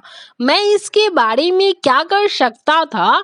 किसी तरह मैं कानों की सहायता के बिना उसके मस्तिष्क को ध्वनि संदेश पहुंचाने के साधन और तरीकों के लिए उस बच्चे के मन में अपनी तीव्र इच्छा का प्रत्यारोपण करने का रास्ता खोज लूंगा।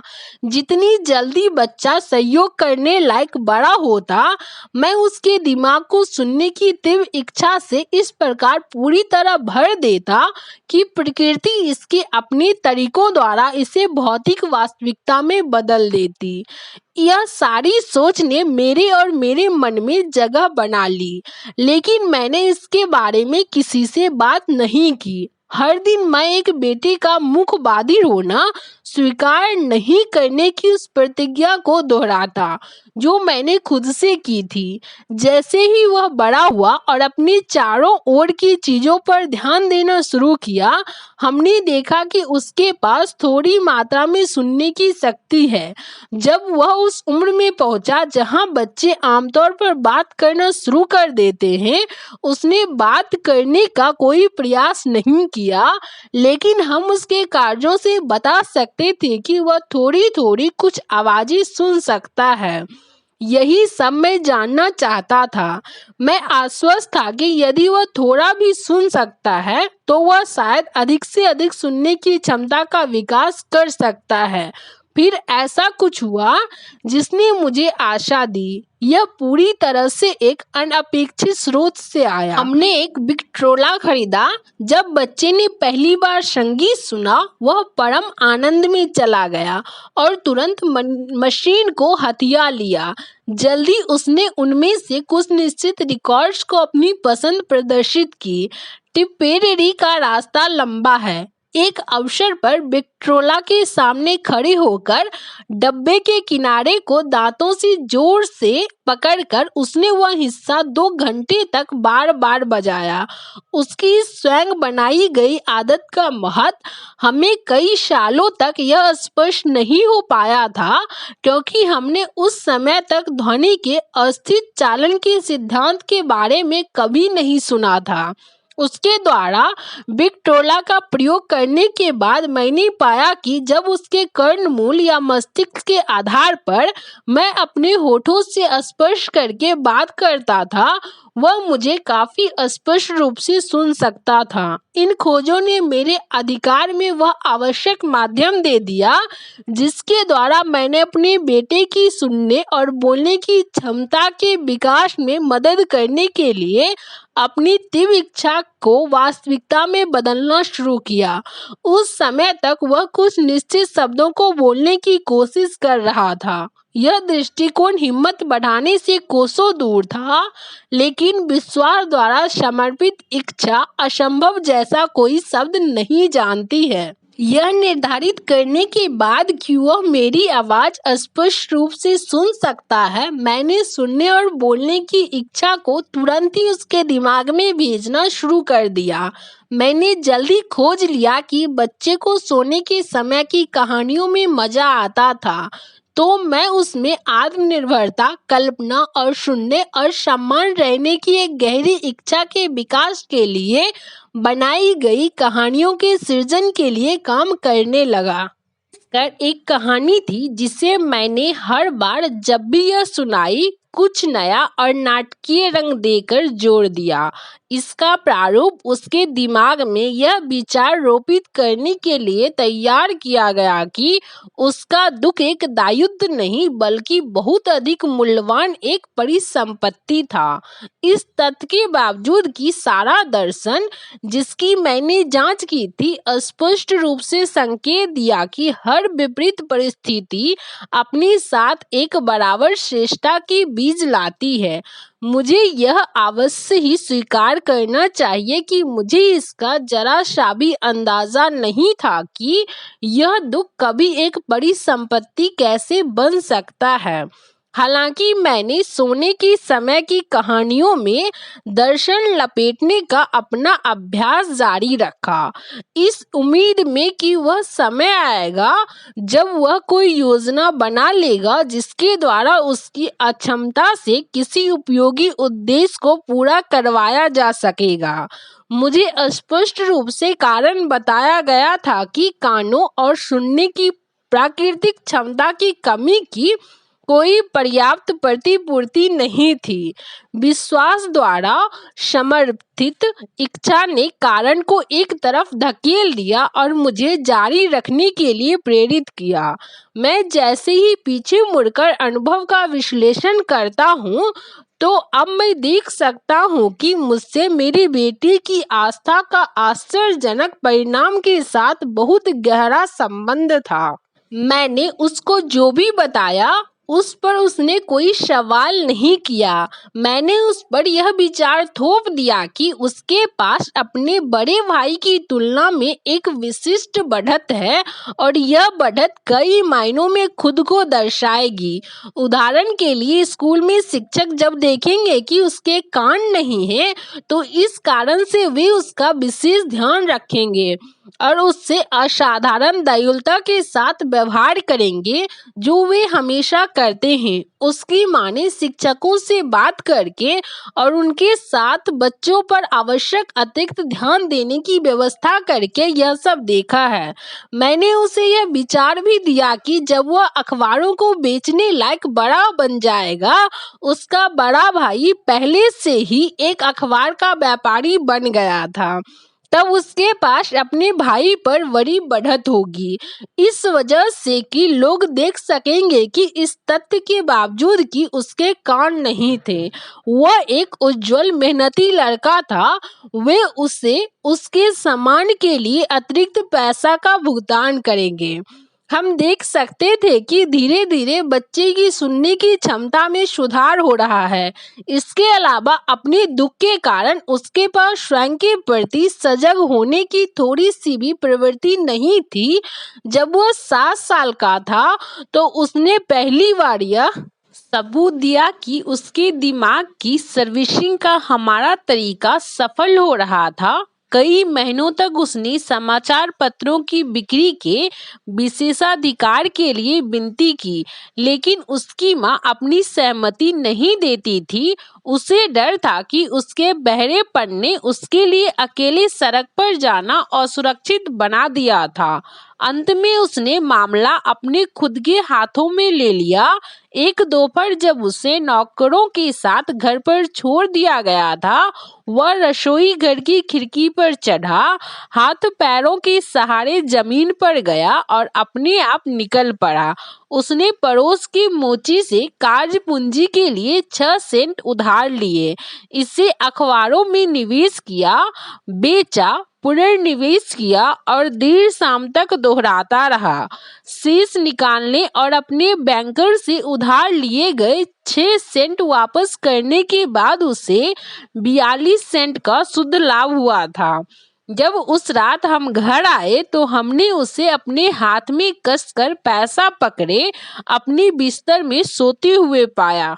उसकी माँ ने उसका हाथ खोला, सिक्के हटाए और रोई। सब मिलाकर अपने बेटे की पहली जीत पर रोना बहुत अनुचित लगा। मेरी प्रतिक्रिया उल्टी थी। मैं दिल से हंसा क्योंकि मैं जानता था कि बच्चे के मन में खुद में विश्वास का रवैया स्थापित करने का मेरा प्रयास सफल हो चुका था।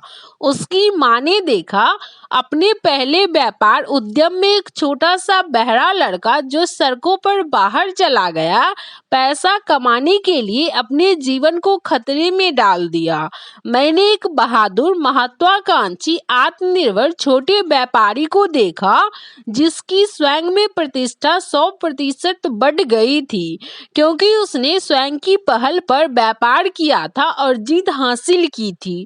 इस कार्रवाई ने मुझे खुश कर दिया क्योंकि मैं जानता था कि उसने साधन संपन्नता की विशेषता का सबूत दिया था जो जीवन भर उसके साथ रहता। इसके बाद की घटनाओं ने इसे सच साबित कर दिया। जब उसका बड़ा भाई कुछ चाहता था, वह फर्श पर लेट जाता, हवा में अपने पैर मारता, उसके लिए रोता और उसे पा लेता। जब छोटा बहरा लड़का कुछ चाहता तो पैसा कमाने की एक योजना बनाता, फिर स्वयं उसे खरीद लेता। वह इस योजना का पालन करता है।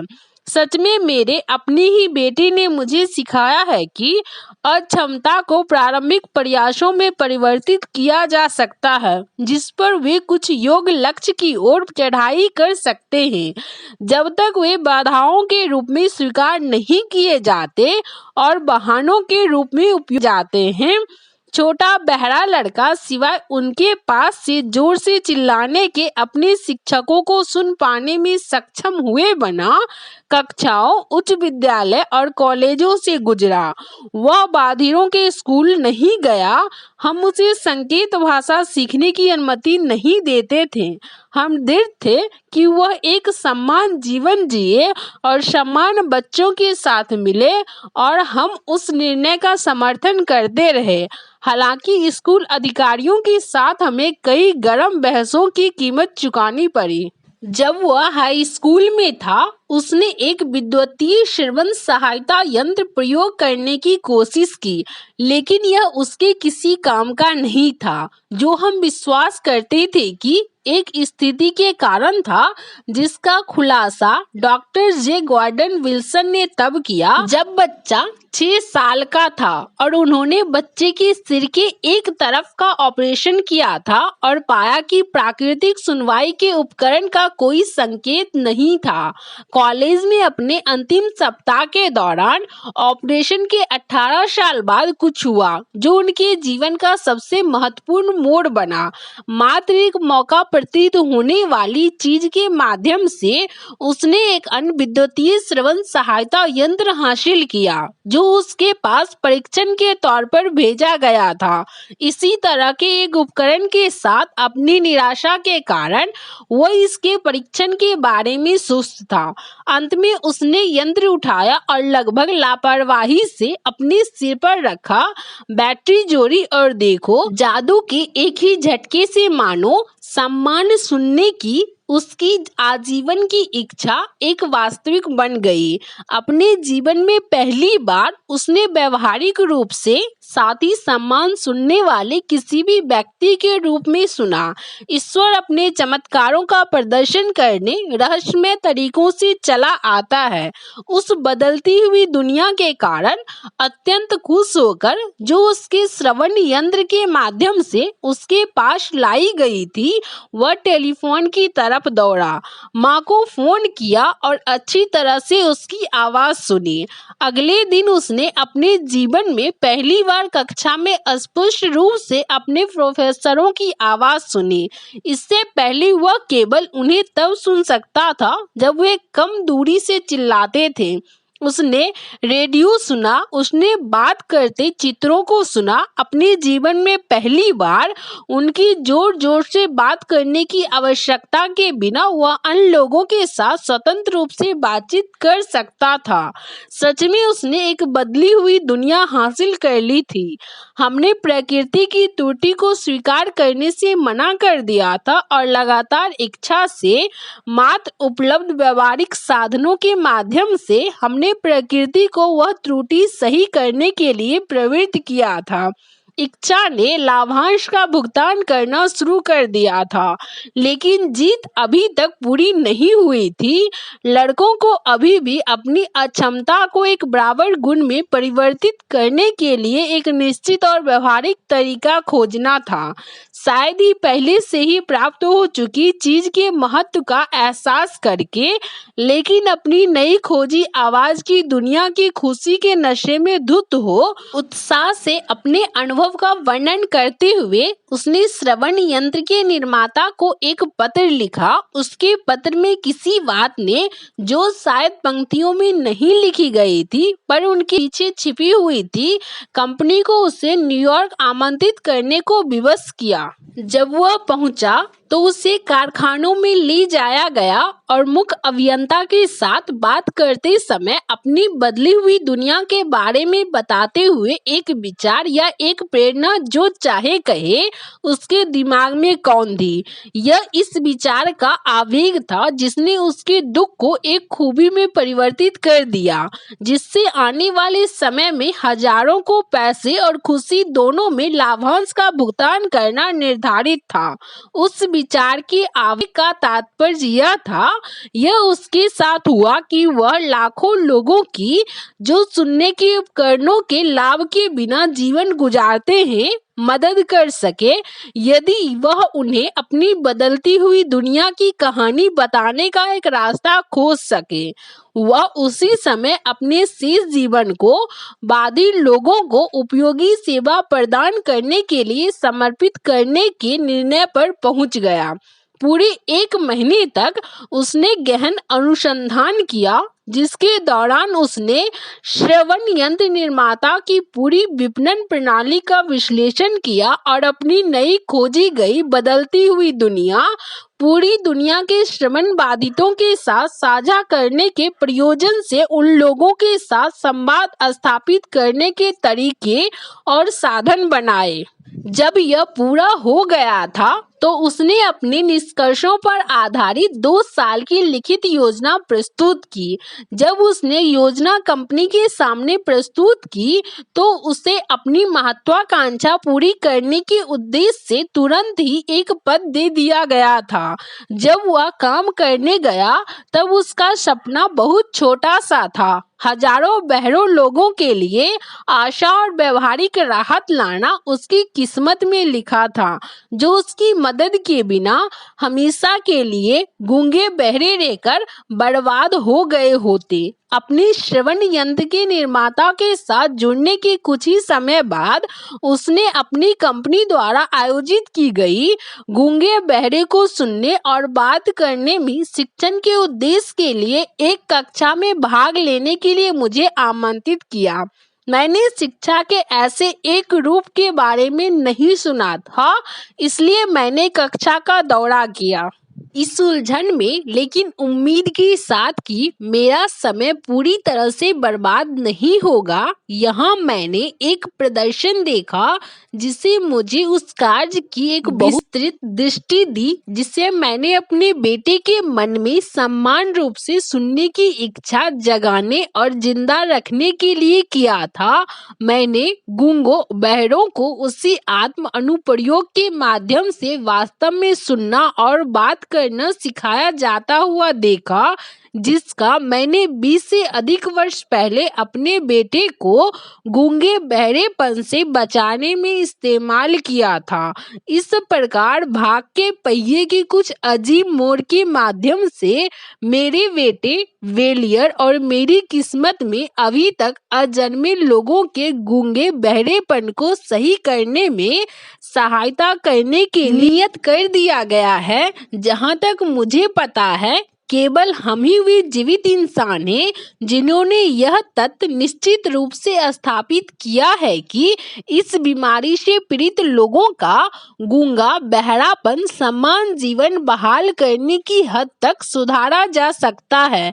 इसे एक के लिए किया गया है और अब दूसरे के लिए किया जाएगा।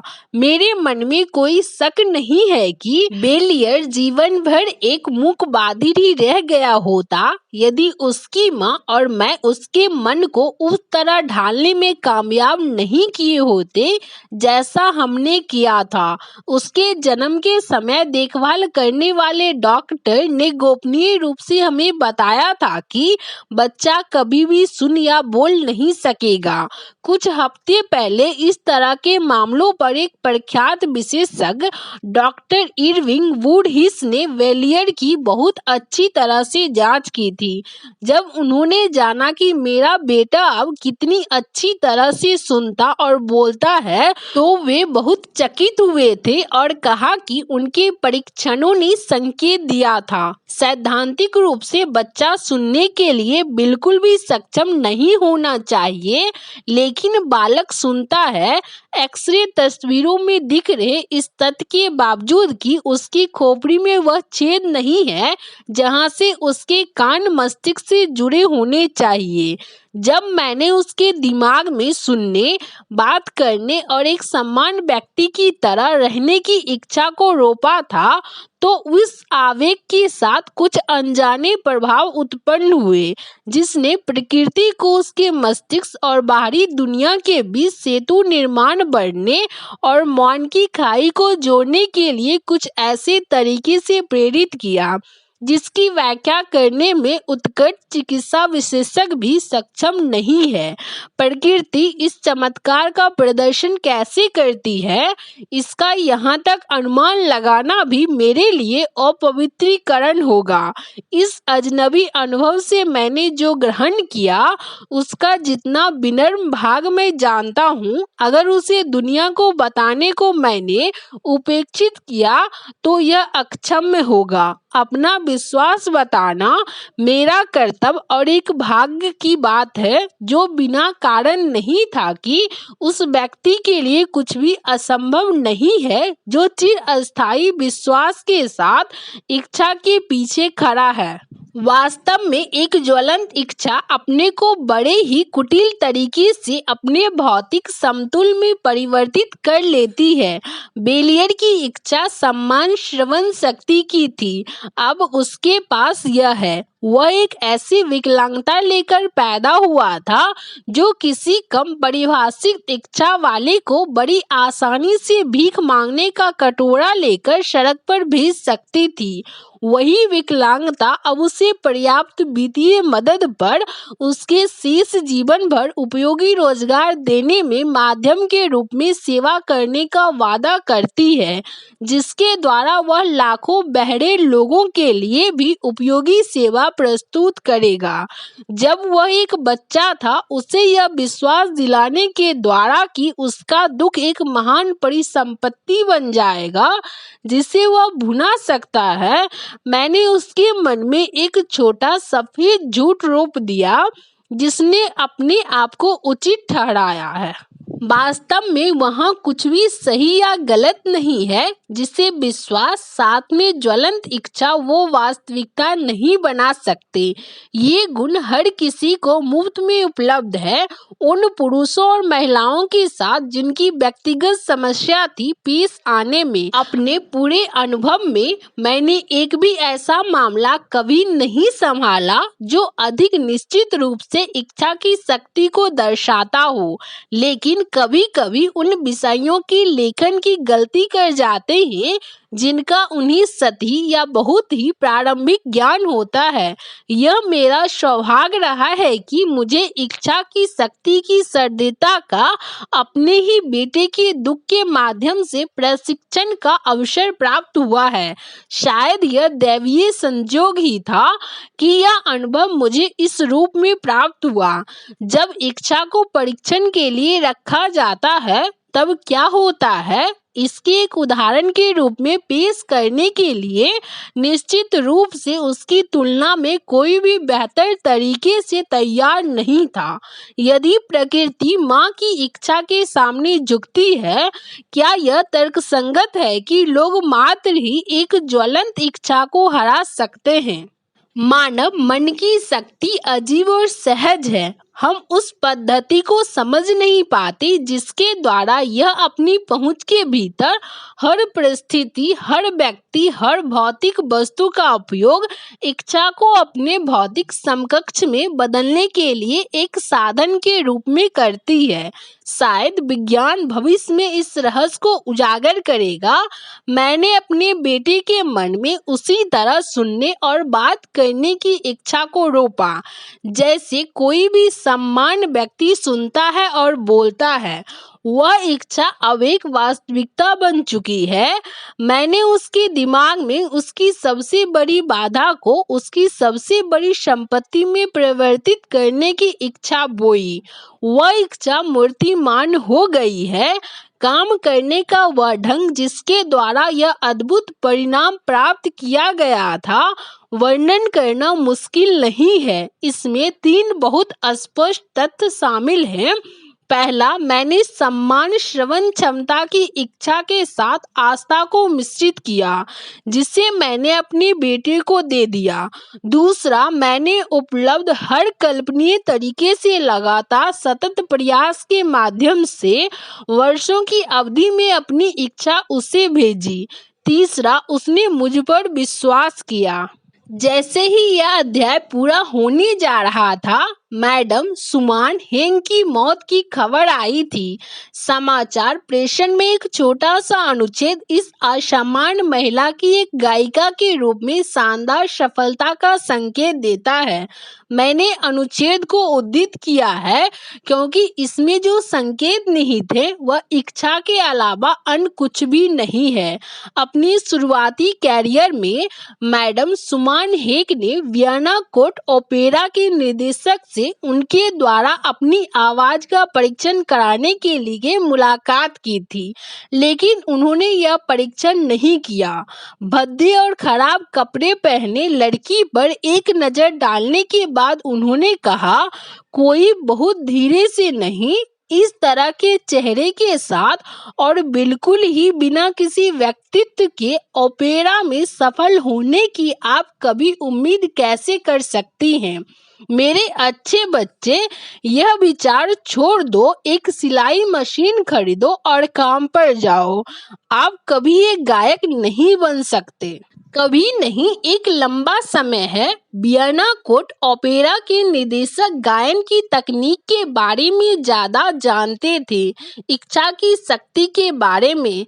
जब इसे एक जुनून के अनुपात में मान लिया जाता है, वे कम ही जानते थे। यदि वे उस शक्ति के बारे में अधिक जानते होते तो उन्होंने एक अवसर दिए बिना प्रतिभा की निंदा करने की गलती नहीं की होती। कई साल पहले मेरे एक व्यापार सहयोगी बीमार हो गए थे। समय बीतने के साथ उनकी स्थिति और भी बदतर हो गई और अंत में उन्हें एक ऑपरेशन के लिए अस्पताल में ले जाया गया। उन्हें ऑपरेटिंग रूम में ले जाने से ठीक पहले मैंने उन्हें देखा और आश्चर्य में पड़ गया कि कोई उनकी तरह दुबला और क्षीण व्यक्ति संभवतः एक बड़े ऑपरेशन से सफलतापूर्वक कैसे गुजर सकता है। चिकित्सक ने मुझे चेतावनी दी कि उसे फिर से जीवित देखने का कोई भी मौका बहुत कम है, लेकिन वह डॉक्टर की राय थी, वह रोगी की राय नहीं थी। उसे स्ट्रेचर पर ले जाने से ठीक पहले यह अस्पष्टता से फुसफुसाया था, चिप, आप परेशान मत हो, मैं कुछ ही दिनों में यहाँ से बाहर आ जाऊंगा। पास में मौजूद नर्स ने मुझे दया के साथ देखा, लेकिन मरीज सुरक्षित रूप से बाहर आ गया था। यह सब खत्म हो जाने पर उसके चिकित्सक ने कहा था, कुछ नहीं, बल्कि उसकी खुद की इच्छा ने उसे जिंदा बचाया है। वह जीवित नहीं बचा होता यदि उसने मृत्यु की संभावना को स्वीकार करने से मना नहीं कर दिया होता। मैं विश्वास द्वारा समर्थित इच्छा की शक्ति में विश्वास करता हूँ, क्योंकि मैंने इस शक्ति को बहुत निचले स्तर से शुरुआत करने वाले लोगों को सत्ता और धन के शिखरों पर पहुंचाते हुए देखा है। मैंने इसे विपत्तिग्रस्त लोगों पर दबा हुआ खजाना लुटाते हुए देखा है। मैंने इसे सैकड़ों अलग अलग तरीके से पराजित होते हुए लोगों के लिए बाद में वापसी का मंचन करने के माध्यम के रूप में सेवा करते देखा है। मैंने इसे प्रकृति द्वारा कान के बिना ही दुनिया में भेजे होने के बावजूद अपने ही बेटे को एक सम्मान, सुखी, सफल जीवन प्रदान करते हुए देखा है। इच्छा की शक्ति का दोहन और उपयोग कैसे कर सकता है, इसका इस किताब के इस और बाद के अध्यायों के माध्यम दिया गया है। अमेरिका के ज्ञात इतिहास तक के सबसे लंबी तक रहने वाले और शायद सबसे अधिक विनाशकारी मंदी के अंत में दुनिया को यह संदेश प्रसारित किया जा रहा है।